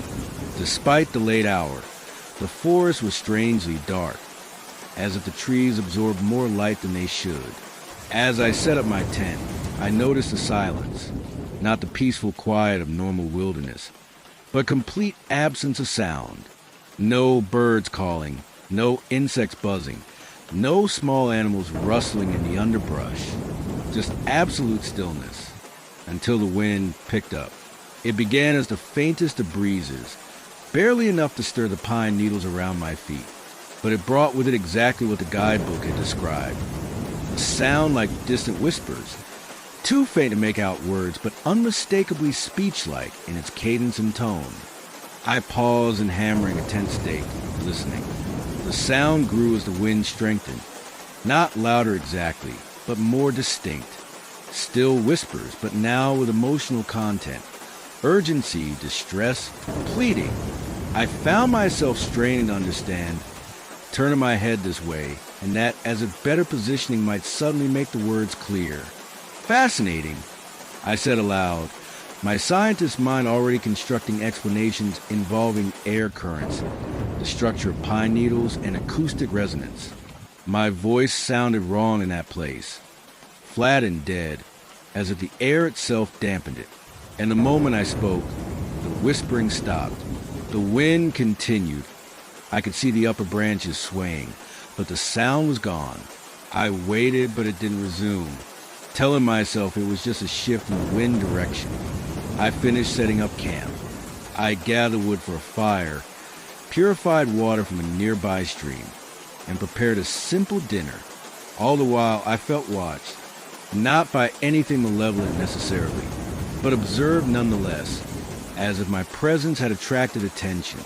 As darkness fell, I got the fire going and sat beside it with my journal, recording my observations of the day. The firelight seemed dimmer than it should have been, barely illuminating the pages of my notebook, struggling against the oppressive darkness of the ancient forest. The wind picked up again as the night deepened, and with it, the whispering returned. It moved around the clearing, never coming from the same direction for long. Sometimes it seemed to emanate from directly behind me, causing me to turn suddenly, half expecting to find someone standing there. Other times it came from high in the canopy, or from the darkness between distant trees. I tried recording on my phone, but when I played back the audio, there was nothing but ordinary wind sounds. This bothered me more than I cared to admit. I was a scientist, after all, I believe in objective reality, in phenomena that could be measured, recorded, analyzed. Whatever I was hearing should have been capturable by my phone's microphone. It wasn't. I stayed by the fire until it burned down to embers, reluctant to retreat to my tent while so unsettled. But exhaustion eventually won out. I carefully extinguished the fire and crawled into my sleeping bag, zipping the tent securely closed. Sleep came fitfully, disturbed by dreams being lost in an endless forest where all the trees had faces pressed into their bark, mouths moving in silent speech. I woke several times to the sound of whispering, now seeming to come from directly outside my tent, as if someone or something was circling it slowly, murmuring just below the threshold of comprehension. During one such awakening, past midnight according to my watch, I noticed something odd. The whispering had developed a pattern. 3 distinct voices or groups of voices, taking turns. One would speak for perhaps 10 seconds, then another would respond, then the third. Like conversation or debate I was only hearing one side of. I lay perfectly still, straining to understand. The voices were like smoke, almost graspable but dissipating the moment I tried to focus on specific words. Yet there was meaning there, I was certain of it. On an impulse, during a pause and whispering, I spoke to the darkness. I can hear you, but I can't understand. Can you speak more clearly? Instant silence. Not just a cessation of whispering, but a complete absence of all sound. No wind, no tent fabric moving, nothing. It was as if the entire forest was holding its breath. Then, directly above my tent, a voice, still whispering but now perfectly clear, perfectly comprehensible. He listens. He tries to hear. A second voice from the direction of the fire pit. It has been so long since any listened. And a third from the edge of the clearing. Should we show him? Should we let him see? I sat up, heart pounding. See what? I called out. Who are you? No response came, but the normal sounds of the forest gradually returned. The faint rustle of wind, the creak of branches. The whispering continued, but had reverted to its previous indistinct murmuring. I didn't sleep again that night. At first light, I emerged from my tent into a forest transformed by a light mist that hung between the trees like gossamer curtains. The air was cold and damp, smelling of pine resin and wet earth. I made a quick breakfast, tried to convince myself that the events of the night had been some combination of exhaustion, imagination, and the genuine acoustic oddities of the place. I decided to explore the surrounding forest before breaking camp, perhaps in daylight. I could identify some natural feature that explained the whispering phenomenon. I set off, making sure to mark my trail with biodegradable tape, so I wouldn't get lost. The forest grew denser the further I went from my campsite. The trees here were even older, their massive trunks gnarled and twisted, their bark deeply furrowed. The mist persisted despite the strengthening morning sun, swirling around my legs as I walked. After about 20 minutes, I came upon something unexpected. A perfect circle of trees, perhaps 30 feet in diameter, not a natural formation, but trees deliberately planted in a ring. At the center of the circle was a flat stone about the size of a coffee table, its surface worn smooth. I approached cautiously, my scientific curiosity battling a growing unease. The stone bore no obvious markings, but its placement was clearly intentional. Some kind of altar, perhaps? A meeting place? The remnant of some indigenous ceremony site? As I stood contemplating this, I realized the whispering had returned. In broad daylight, without any significant wind, it emanated directly from the circle of trees, passing from one tree to the next in a clockwise motion, again with that conversational pattern I'd noticed during the night. Hello, I called out, feeling slightly ridiculous. I can hear you. What is this place? The whispering stopped. A sigh seemed to pass through the entire forest, stirring the mist into swirling patterns. Then one of the trees, the largest in the circle, began to change.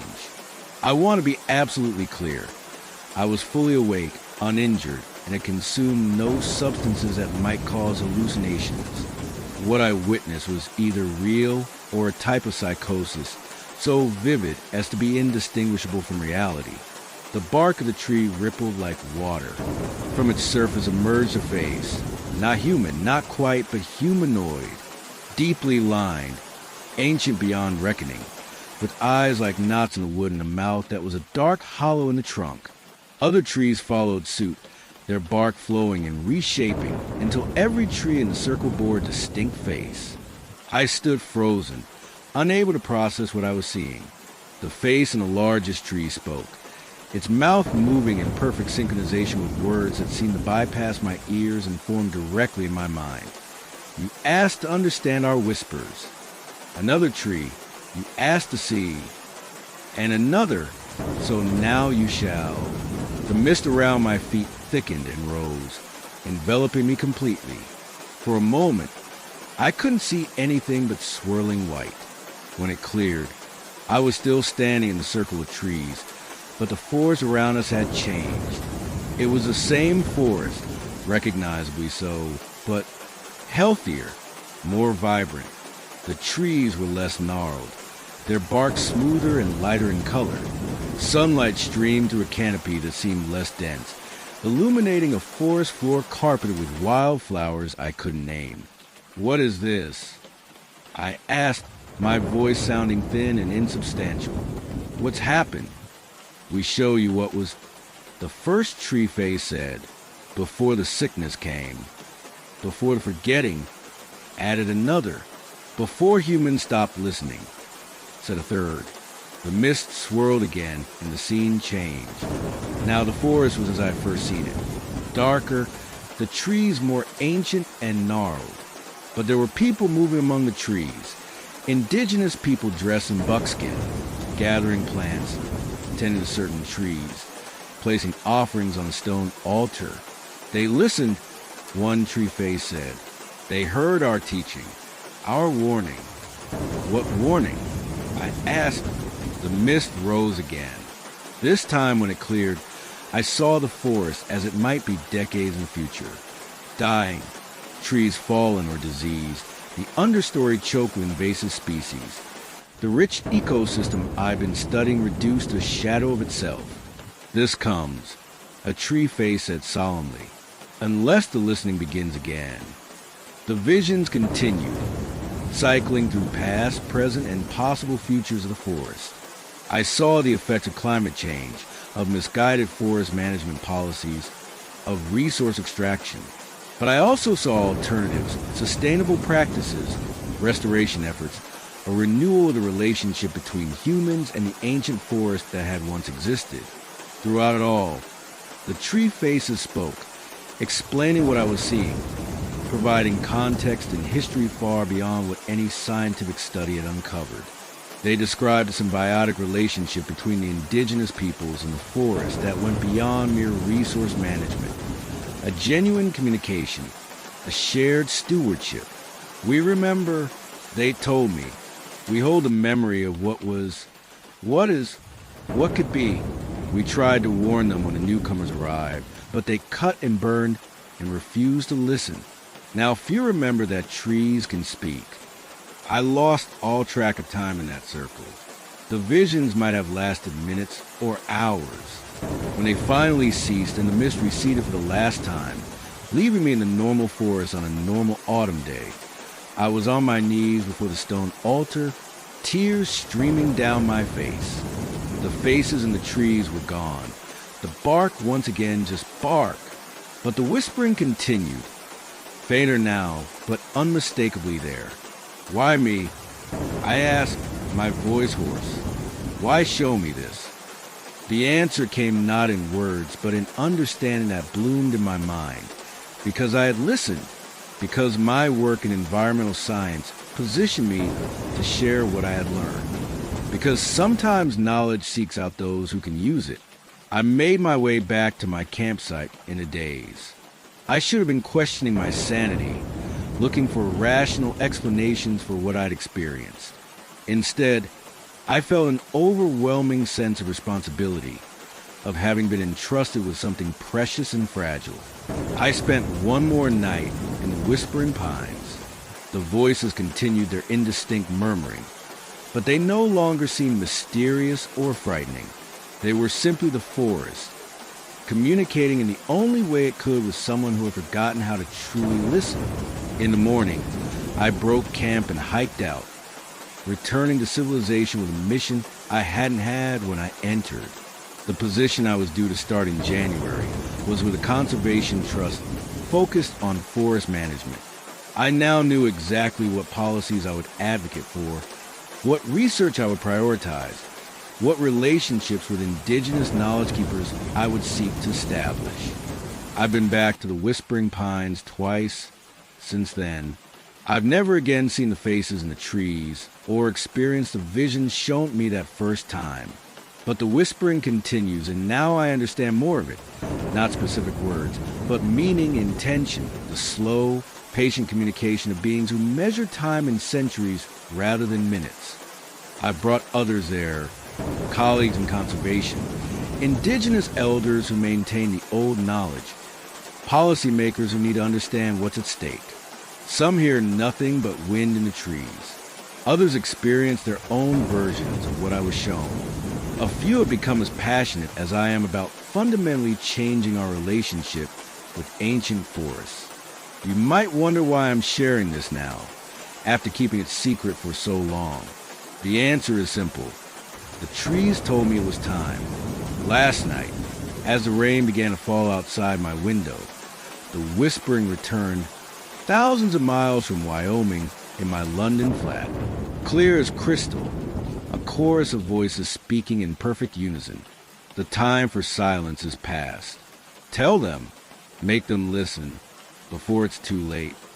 So I'm telling you, and perhaps now, as the rain falls around you, you might hear something in its rhythm, not just water striking surfaces, but patterns, messages, the world trying to speak to those who have forgotten how to listen.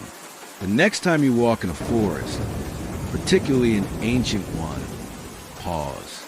Be still. Open yourself to the possibility that the whispers you hear might not be just wind in the trees, that the feeling of being watched might not be paranoia, that the ancients knew things about communication with the non-human world that we have foolishly dismissed. Listen to the rain now. Really listen. Is it just random drops? Or is there a pattern, a message meant specifically for you? The trees remember. The trees know. The trees speak to those willing to hear. The only question is, are you listening?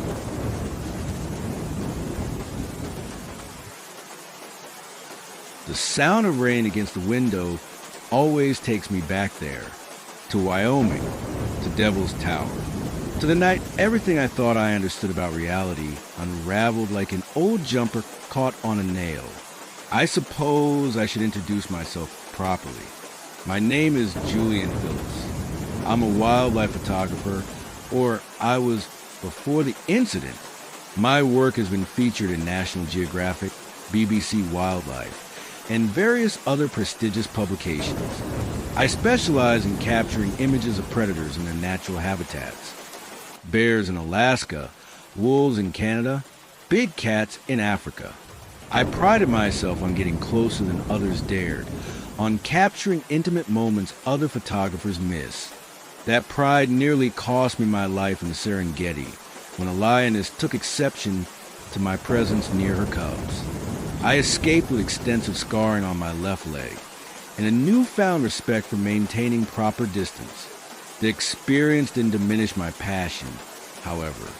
If anything, it intensified it. A brush with death has a way of clarifying what truly matters to you. Which brings me to Wyoming. 3 years ago, I've been commissioned to photograph the wildlife around Devil's Tower for a special feature on America's first national monument. It was autumn, late September, and the weather was perfect. Clear days, crisp nights, the aspens turning gold against the dark pines. The tower itself was as impressive as advertised, an 867-foot monolith of igneous rock rising dramatically from the rolling plains. Its distinctive columnar jointing creating what looked like massive fluted organ pipes reaching toward the sky. I spent my first few days getting the obvious shots. The tower at sunrise, at sunset, reflected in the Belforche River, framed by autumn foliage. But I wasn't there for landscape photography. I was there for the wildlife, particularly the predators, mountain lions, black bears, and coyotes that call the area home. The problem with photographing predators is that they generally avoid humans. To get the shots I needed, I had to venture away from the tourist areas, away from the designated campgrounds, into the less accessible wilderness where the animals would behave naturally, unaffected by human presence. I obtained the necessary backcountry permits and set off with my equipment: cameras, lenses, a lightweight tent, and supplies for 5 days. My plan was to establish a base camp in a remote area north of the tower, where ranger reports suggested there was regular predator activity. The hike was invigorating. The trail gradually disappeared as I moved deeper into the wilderness, requiring occasional bushwhacking through dense underbrush. By late afternoon, I'd found an ideal spot, a small clearing on a ridge that offered a panoramic view of both the surrounding forest and Devil's Tower in the distance, perfect for monitoring animal movements at dawn and dusk, when predators are most active. I set up camp efficiently, having done so countless times before. One-person tent, sleeping bag, cook stove, food stored properly in a bare canister placed far from my sleeping area. I spent the remaining daylight scouting the vicinity, identifying game trails, water sources, and potential photography blinds. As the sun set, I returned to camp and prepared a simple dinner. The evening was peaceful, with only the occasional distant howl of coyotes breaking the silence. Devil's Tower loomed on the horizon, silhouetted against the darkening sky, its presence somehow more imposing from this distance than it had been up close. I turned in early, setting my alarm for an hour before sunrise. Sleep came easily after the day's exertion. The rain woke me, not my alarm, but the gentle patter of droplets on my tent. I checked my watch, 3:17 a.m. The forecast hadn't mentioned rain, but mountain weather is notoriously unpredictable. I wasn't concerned. My tent was high quality and fully waterproof.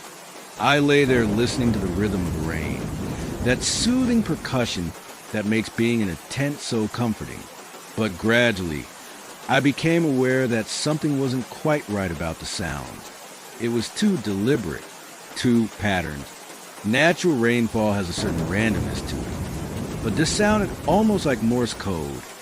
Long patterns interspersed with short taps, repeated in sequences that seemed to have structure.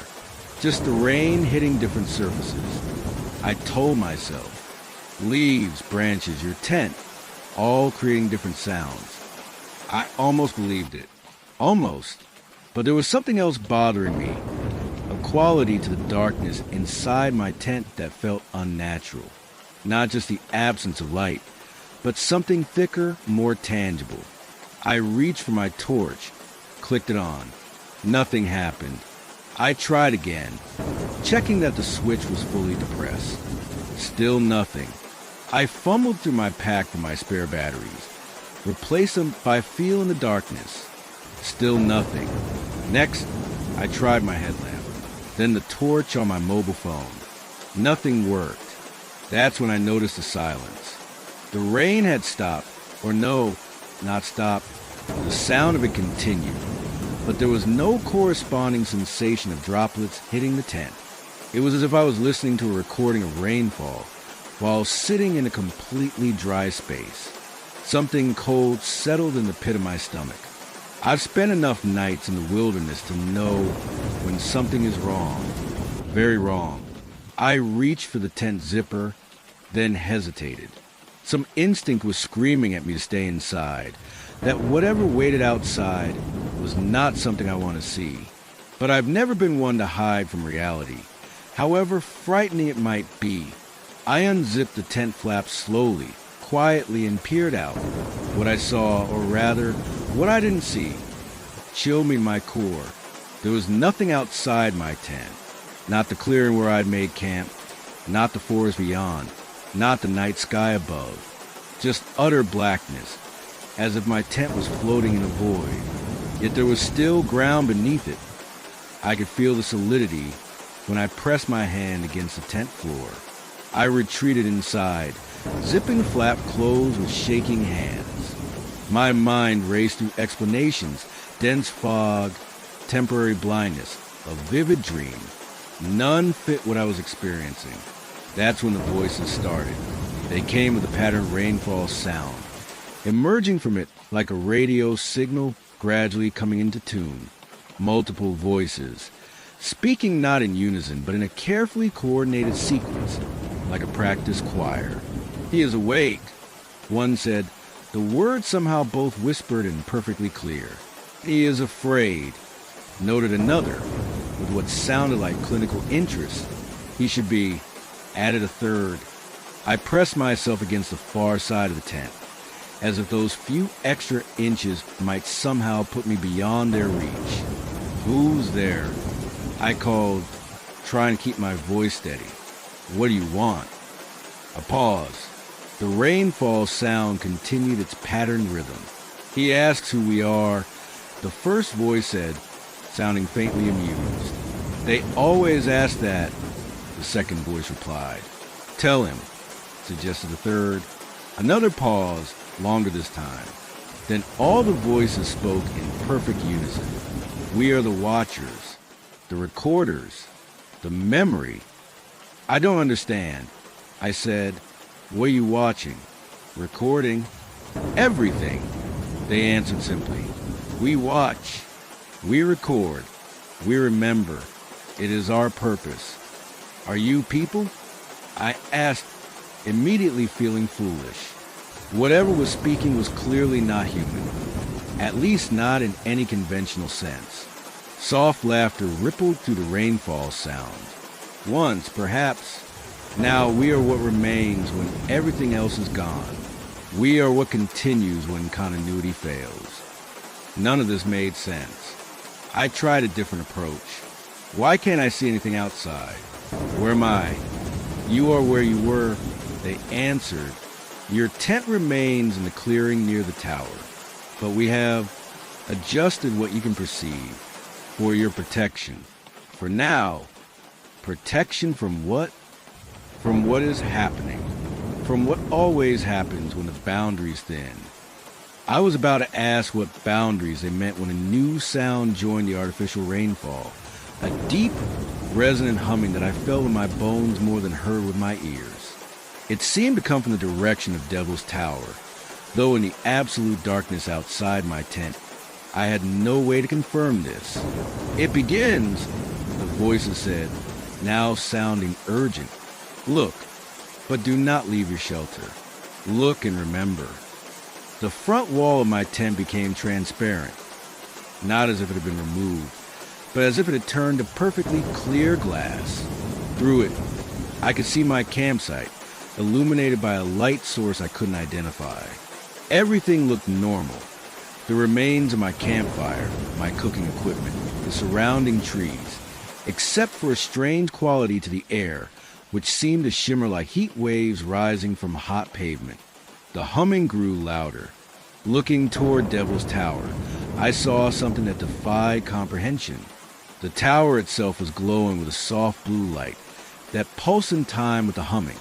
More incredibly, the space around it appeared to be folding. That's the only word I can think of to describe it. Reality itself seemed to be creasing along invisible lines, creating overlapping layers where I could see the same landscape from multiple perspectives simultaneously.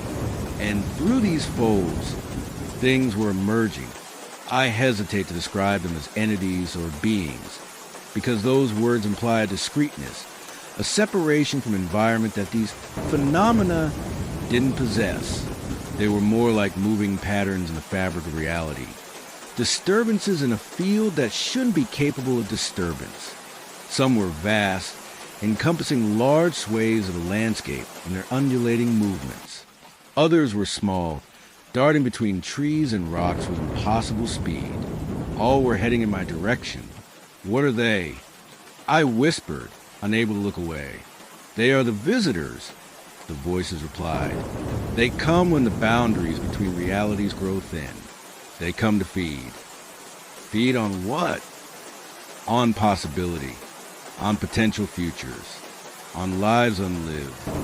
As they drew closer, I began to perceive the visitors more clearly, though clearly is hardly the right word for experiences that fundamentally resist description. They had no fixed form, but shifted constantly between shapes that almost made sense before dissolving into incomprehensibility again. The closest analogy I can offer is that they resembled three-dimensional shadows cast by four-dimensional objects, always changing as a higher-dimensional object rotated. One approached my tent directly. As it came within a few yards, it stopped and seemed to regard me. I had no sense of eyes or any sensory organs, yet I felt observed, evaluated. Then it spoke, not in sound, but directly into my mind. This one has seen much death, it said, its mental voice utterly alien yet perfectly understandable. This one has captured final moments, last breaths, the transition between being and non-being. I realized with horror that it was referring to my wildlife photography, to the predator-prey interactions I'd documented over the years. Another visitor joined the first. Yes, this one understands the feeding. This one has recorded it, as we do. A third. This one is like us, in a small way. A watcher, a recorder. The first visitor moved closer to my tent. The transparent wall between us rippled like water, but held. We will show this one what we have recorded, what we remember. Before I could protest or even process what was happening, my mind was flooded with images. No, more than images. Complete sensory experiences from perspectives that couldn't possibly exist. I saw/felt/experienced. The formation of Devil's Tower millions of years ago, magma cooling within the earth, gradually exposed by erosion, indigenous peoples performing ceremonies around its base, centuries of rituals blurring together, European explorers encountering for the first time their wonder and fear, and other things happening simultaneously in different realities. The tower as a spaceport in one timeline, as a massive organic growth in another, as a wound in reality, leading to some unimaginable elsewhere. I experienced all of these not as a detached observer, but as a participant. I was the cooling magma. I was the indigenous shaman. I was the terrified explorer. I was the alien docking at the spaceport. I was the organic tissue of the living tower. And throughout it all, I sensed the visitors watching, recording, remembering, just as they claimed to do. The experience might have lasted seconds or hours. Time had no meaning in that state. When it ended, I found myself back in my tent, the wall once again opaque. The strange humming faded to a distant murmur. Now you understand, the voices said, and strangely I did, not in any way I could articulate, but on some fundamental level. I grasped what the visitors were. They weren't malevolent entities or benevolent spirits. They were more like cosmic archivists, preserving experiences across multiple realities, maintaining a record of what was, what is, what might be, what never was but could have been. Why show me this? I asked, surprised by the calmness in my voice. Because you already do what we do in your small way, they answered. You capture moments that would otherwise be lost. You preserve perspectives that would otherwise vanish. My photography, I said, understanding. Yes, but you could do more, see more, record more. How? The rainfall sound, which it continued throughout as a background rhythm, suddenly intensified. Through it, the voices explained at certain places, Devil's Tower being one, serve as nexus points where realities overlapped. During specific alignments, these overlaps intensified, allowing beings like the visitors to move between worlds, to feed on the rich potential of lives and futures that existed in the spaces between definite realities. You could help us record, they said. Help us remember. Your perspective is valuable, different from ours. What would I have to do? Simply use your gift. Capture images during the alignments, but not with these. A wave of dismissal tore my camera equipment. With this, a sensation of pressure against my forehead, right between my eyes. I don't understand. You will, if you accept. I should have been terrified. Should have been desperately seeking escape from this impossible situation. Instead, I felt a strange calm, almost a sense of rightness, as if I'd stumbled upon a purpose I hadn't known I was seeking. What happens if I say no? Then we leave. The alignment ends. You wake tomorrow believing this was a dream. You continue as you were. And if I say yes, you become more than you are. You see what others cannot. You help preserve what would otherwise be lost. Would I remain human? A pause. The rainfall sound seemed to consult with itself. Patterns changing, rhythms shifting. You would remain yourself, they finally answered. But your understanding of what that means would change. I considered this. Would I be able to return to my life? My career? Yes, but you would see it differently. And occasionally, when alignments occur, you would be called to record. It wasn't really a choice. Not for someone who had devoted his life to capturing fleeting moments, to preserving perspectives that would otherwise be lost forever. I already was what they were offering to make me, just a more limited version. I accept, I said. The rainfall sound swelled to a roar. The opaque wall of my tent became transparent again, revealing the visitors gathered in a circle around my campsite, their shifting forms now pulsing with light that synchronized with the humming emanating from Devil's Tower. One approached, the first one that had spoken to me. It extended what might have been a limb, might have been a tendril of pure energy. It touched the front of my tent, which rippled and parted like a curtain of water. Then it touched my forehead, right between my eyes. Pain exploded through my skull, not the pain of injury, but of sudden expansion, as if my brain was being stretched to accommodate understandings it wasn't designed to hold. I might have screamed. I might have wept. I can't remember. What I do remember is what came after.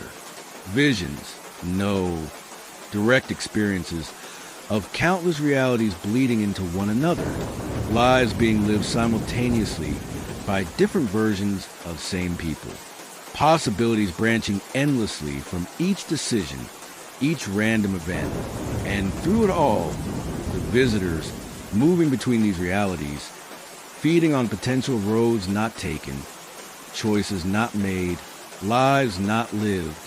And I understood my role, to capture, to preserve, to remember what they might miss, to bring a human perspective to a cosmic archive. When I woke the next morning, the sun was shining in a cloudless sky.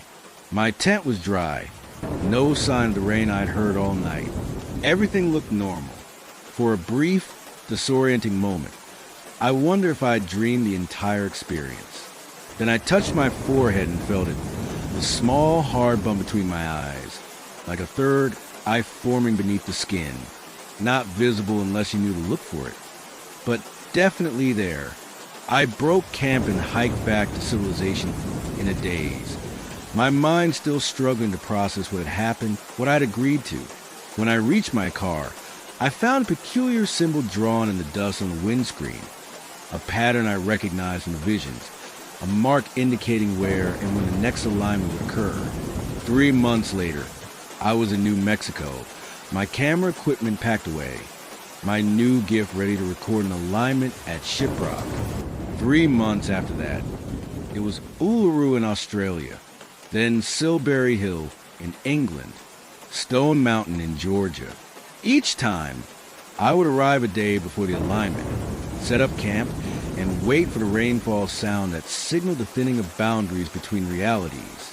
And each time, I would see the visitors, would join them in their feeding, their recording, their remembering, would experience countless lives and realities through whatever this new sense was that they had awakened in me. I still take conventional photographs. My career continues. But my real work, my true purpose, happens during those alignments. I've learned to control the third eye they awaken, to focus it on specific realities, specific moments that deserve preservation. Why am I telling you this now? Because there's an alignment coming.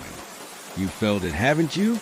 That's why you're listening to stories about Wyoming, about Devil's Tower, about things that happen in the rain. Some part of you recognizes the patterns, senses the thinning boundaries. Listen carefully to the rain outside your window.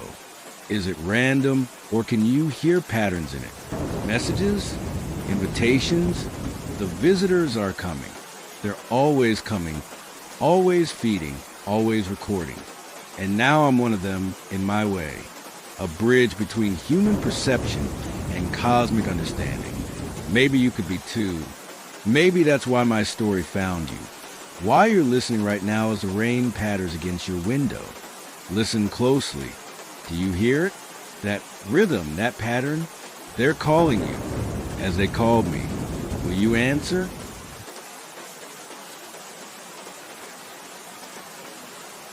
The rain against my window tonight reminds me of that sound.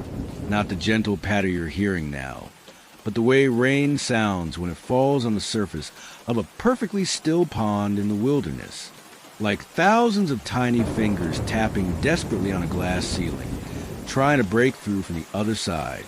I've never told anyone the full story of what happened that night in Yellowstone. Not my therapist, who thinks my subsequent hydrophobia stems from a traumatic near-drowning experience. Not my friends, who wonder why I cancel our annual fishing trip 4 years running. Certainly not my parents, who would only worry more than they already do. But I'll tell you, perhaps because I'll never meet you, or perhaps because the rain makes it impossible not to remember. I was 28, working as a ranger at Yellowstone National Park. It was my 3rd season there, and I'd finally earned a posting at one of the more remote backcountry ranger stations. Thoroughfare, often called the most isolated ranger station in the continental United States. 30 miles from the nearest road, accessible only by horseback or on foot. The isolation was the appeal for me. After years working the crowded tourist areas, dealing with visitors feeding bears and trying to pet bison, I craved the quiet. My job was primarily trail maintenance, wildlife monitoring, and occasional backcountry permit checks for the handful of hikers and campers rugged enough to venture that far from civilization. For the most part, though, I was alone with the wilderness, just how I liked it. It was late September, the tourist season winding down, the first chill of autumn in the air. I'd been at Thoroughfare for 4 months by then, settled into the rhythms of backcountry life. I knew every trail within my jurisdiction, every stream, every meadow, or at least, I thought I did. The day began routinely enough. I set out at dawn to check a wildlife camera we'd installed near a remote thermal feature, a small geyser basin off any official trail. The sky was overcast, threatening rain, but the forecast suggested it would hold off until evening. I packed rain gear anyway, mountain weather being notoriously unpredictable, and set off on the 6-mile hike. The terrain was challenging, steep in places, crossing several streams swollen with recent rainfall. By mid-morning, I'd reached the general vicinity of the geyser basin, but found myself slightly off course. Not lost exactly. I had maps, compass, GPS, but in an area I hadn't personally explored before. As I crested a small rise, I saw it, a pond, perhaps 100 yards across, nestled in a perfect circular depression. The water was absolutely still, mirroring the gray sky above like polished glass. Around its perimeter stood a ring of dead lodgepole pines, their naked trunks and branches bone white against the dark forest beyond. There was something immediately unsettling about the scene. The perfect circularity of the pond, the even spacing of the dead trees, the unnatural stillness of the water, which didn't show even the slightest ripple despite the breeze I could feel on my face. Most unusual of all was the absence of any visible inlet or outlet. In a landscape defined by flowing water, rivers, streams, creeks connecting lakes and ponds, an isolated body of water is rare. I checked my map and GPS. The pond wasn't marked. Not surprising for such a small feature, but still curious. I decided to investigate, both out of professional interest and personal curiosity. As I approached the water's edge, the silence became profound. No bird song, no rustling leaves, no buzzing insects. Even my footsteps seemed muted, as if the air itself was deadening sound. The only noise was my own breathing, surprisingly loud in my ears. The water was clear, unnaturally so. I could see straight to the bottom, perhaps 15 feet down at the center. No plants grew beneath the surface. No fish moved in the depths. Just smooth, pale sand covering the perfectly bowl-shaped depression. I knelt and reached toward the water, intending to test its temperature. Before my fingers touched the surface, a voice spoke directly behind me. I wouldn't do that if I were you. I nearly fell forward into the pond in shock, catching myself at the last moment. I spun around to find a woman standing a few feet away. She was elderly, perhaps in her 70s, with silver hair pulled back in a neat bun. She wore hiking clothes that seemed too large for a thin frame, and carried a walking stick made from a twisted branch. Her face was deeply lined, especially around her eyes, as if she'd spent decades squinting into the sun. "You startled me," I said, my heart still racing. "I didn't hear you approach." "No one ever does," she replied with a slight smile. "Not near the pond." I introduced myself, explaining my role as a backcountry ranger. "I don't recall seeing this pond on any of the park maps." I added, "It wouldn't be," she said. "The Park Service prefers to pretend it doesn't exist." Something in her tone made me uneasy. "Why is that?" She studied me for a moment, as if deciding how much to say. "They have their reasons. Good ones, I'd wager." She gestured at the water with her walking stick. "Local folk call it the Widow's Pond. Been known by that name since before Yellowstone was ever a park." "That's a rather ominous name," I commented. "Names like that don't come about by accident," she replied. She tilted her head, considering me. "You're new to thoroughfare, aren't you? This is your first season." "Yes," I confirmed, mildly surprised she knew the staffing situation at such a remote outpost. "How did you—" "Old Wilson would have warned you about this place," she interrupted. "He made a point of telling all the new rangers. But he retired last year, I heard." She was right. Wilson had been the senior ranger at Thoroughfare for nearly 20 years before retiring. I'd never met him. Having arrived after his departure, warned me about what exactly? I asked, glancing back at the unnaturally still pond. Thunder rumbled in the distance. The woman looked up at the darkening sky. "Storm's coming sooner than expected. You should head back to your station." "I still need to check the wildlife camera," I said. "It's not far from here." "You won't find any wildlife near this pond," she said firmly. "Nothing lives here. Nothing dies here either." She turned to leave, then paused. "A piece of advice, Ranger. Don't be anywhere near this water when it rains. And if you hear someone calling your name from the pond, don't answer. Don't even look." Before I could ask what she meant, she walked off into the trees.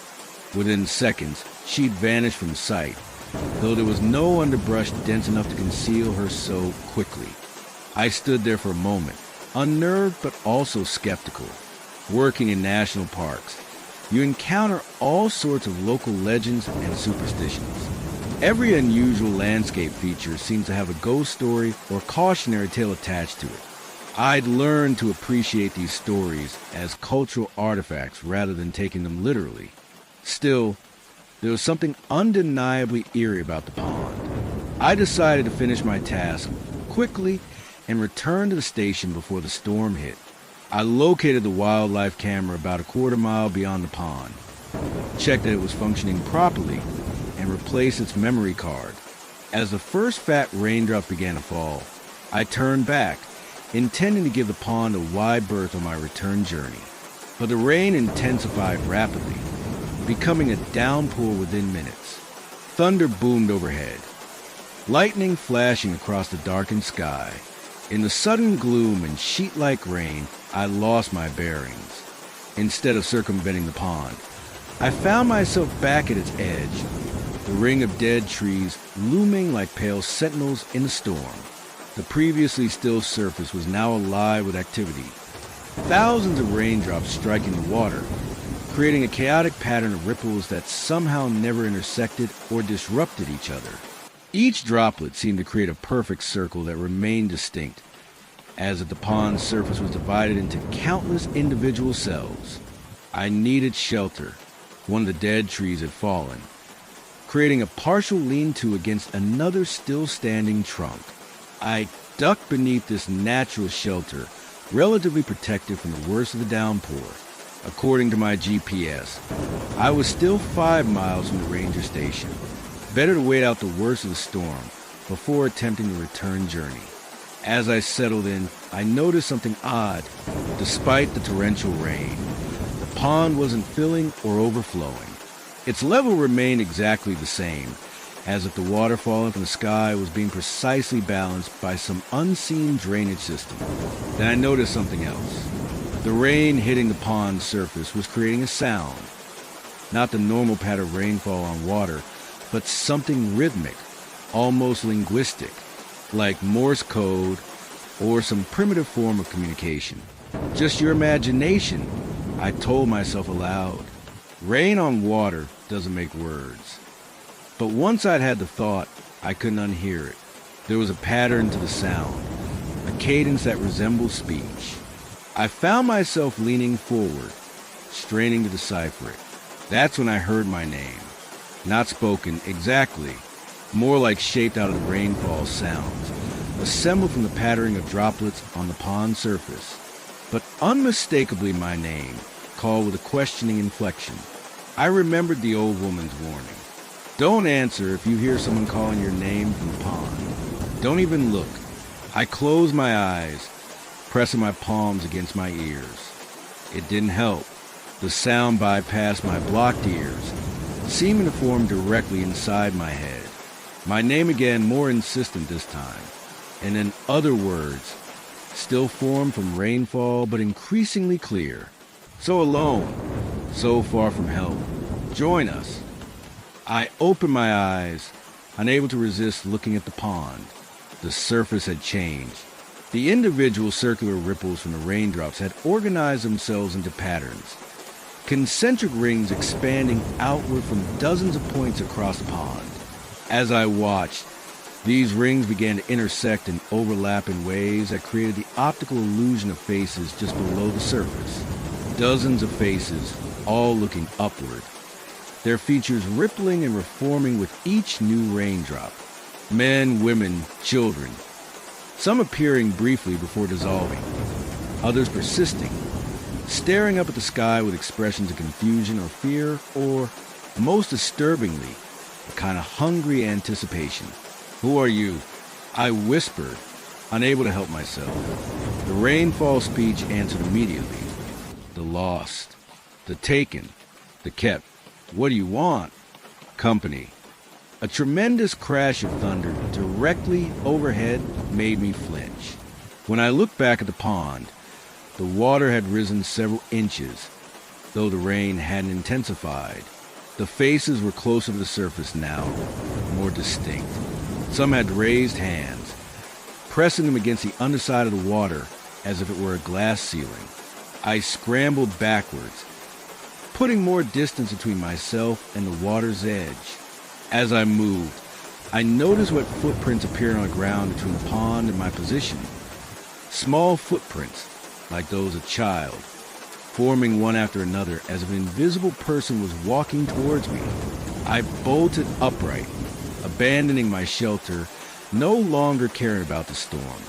I had to get away from the pond. I turned to run, but found myself face to face with the old woman from earlier, suddenly there as if she'd materialized from the rain itself. "I warned you," she said, her voice barely audible over the storm. "No one ever listens. What is this place?" I demanded, rain streaming down my face. "What's happening?" She gripped my arm with surprising strength, pulling me further from the water's edge. "It's hungry," she said. "Always hungry. The storm wakes it." The wet footprints had stopped advancing, hovering at the edge of some invisible boundary, but more were appearing beside them, larger ones, adult-sized, forming a line of invisible watchers between us and freedom. "I don't understand," I said, trying to pull away. "Who are you? How do you know about this place?" "My husband was a ranger like you," she replied, her eyes fixed on the footprints. 52 years ago, he found the pond during a storm, and then I lost him. Her grip on my arm tightened. "I've been trying to warn people away ever since." "For 52 years? I stared at her in disbelief. "That's not possible. You'd be much older than I appear," she finished for me. "Yes, that's the cruel joke of it. I can't leave. Can't age. Can't die. Not while he's in there." She nodded toward the pond, with all the others. A sound like a collective sigh rose from the pond, audible even over the storm. The water level had risen further, now just inches below the rim of the circular depression. The faces were so close to the surface now that they seemed about to break through. "We need to run," I said, pulling harder against her grip. "Now." "We can't outrun it," she replied calmly. "Once it's called your name, once you've answered, you belong to it. Unless what? Unless it takes someone else instead." I stared at her in horror as her meaning became clear. "You can't be suggesting." "It needs to feed during the storm," she said. "That's when it can reach our world. One or both of us will join the others in the pond tonight. I've accepted my fate. I've been avoiding it for 52 years, but I'm tired of watching others taken because of my cowardice." Before I could respond, a column of water rose in the center of the pond. Not a natural splash or wave, but deliberate, serpentine shape that twisted in the air before resolving into a roughly humanoid form. It hovered above the pond, raindrops passing through it, its surface constantly shifting and flowing, but somehow maintaining its shape.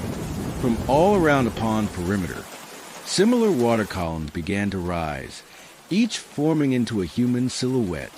Within seconds, we were surrounded by a ring of water figures, their features indistinct but their postures unmistakably threatening. "Run," the old woman said, releasing my arm and stepping forward. "I'll hold them back. I know how. I've done it before." "I can't leave you," I protested. "You can and you will," she insisted. "Someone needs to warn others, to replace old Wilson as the keeper of the secret." She gave me a sad smile. "Perhaps in 50 years, you'll bring someone else here during the storm. Someone to take your place." The water figures began to advance, moving with a terrible liquid grace. The old woman raised her walking stick and began to speak in a language I didn't recognize, something ancient and guttural. The nearest water figure paused, its featureless head tilting as if in recognition. Then it lunged forward with frightening speed, engulfing the old woman before she could finish whatever incantation she'd begun. For a brief, Terrible moment. I could see her suspended inside the water column, her eyes wide, her mouth open in a silent scream. Then the column collapsed, water splashing to ground, leaving no sign of the woman. The remaining water figures turned toward me with one synchronized movement. I ran. I don't remember much of that desperate flight through the forest. The storm, the darkness, the terror, all combined to create a nightmarish blur. I know I fell multiple times, tumbled down a steep embankment, crossed streams that had become raging torrents. All the while, I could hear them behind me, not footsteps, but the liquid sound of water flowing over obstacles, keeping pace no matter how fast I moved. Somehow, I reached the ranger station as dawn was breaking, the storm finally subsiding. I was covered in mud, bleeding from numerous cuts and scrapes, soaked to the bone and shivering uncontrollably. I locked myself in the station and spent the next several hours in a state of near hysteria, jumping at every sound, convinced that watery figures would emerge in the sink, the shower, the toilet. When my supervisor radioed for my routine check-in, I couldn't bring myself to tell him what had happened. Instead, I reported a minor injury from a fall, requesting a few days off. He arranged for another ranger to temporarily cover my patrol area. I never returned to that section of the park. I filed a deliberately vague report about unusual geological features that might pose safety risks, recommending the area be marked for limited access. If anyone investigated my claims, they never mentioned it to me. I finished my season at Yellowstone and didn't renew my contract. I couldn't bear the thought of being near that pond again, of encountering another storm in the wilderness. I took a job with the Forest Service in Arizona, desert country, where ponds are scarce and rainfall even scarcer. But I've never stopped thinking about the old woman, about her 52 years of warning others away from the pond, about her husband and all the others trapped beneath that glass-like surface, reaching upward through the rain, about her final sacrifice. And I've never stopped wondering if someday I'll find myself drawn back there, back to the widow's pond. If I'll become the next guardian, the next warning voice, growing neither older nor close to death until I finally tire of watching others take it in my place. Sometimes when it rains heavily like tonight, I imagine I can hear voices in the pattering against my window, calling my name, reminding me that I escaped but didn't truly get away, that the pond knows me now, that it's patient, that sooner or later I'll return. Listen to the rain as it falls outside your window. Listen carefully. Can you hear patterns in it? Words? Names? Perhaps your own name, called with a questioning inflection? If you ever find yourself in the backcountry of Yellowstone, in that remote southeastern corner far from roads and crowds, and you discover a perfectly circular pond ringed by dead white trees, remember my warning. Don't approach the water. Don't stay if it begins to rain. And if you hear your name called from the surface of the pond, for God's sake, don't answer. Don't even look.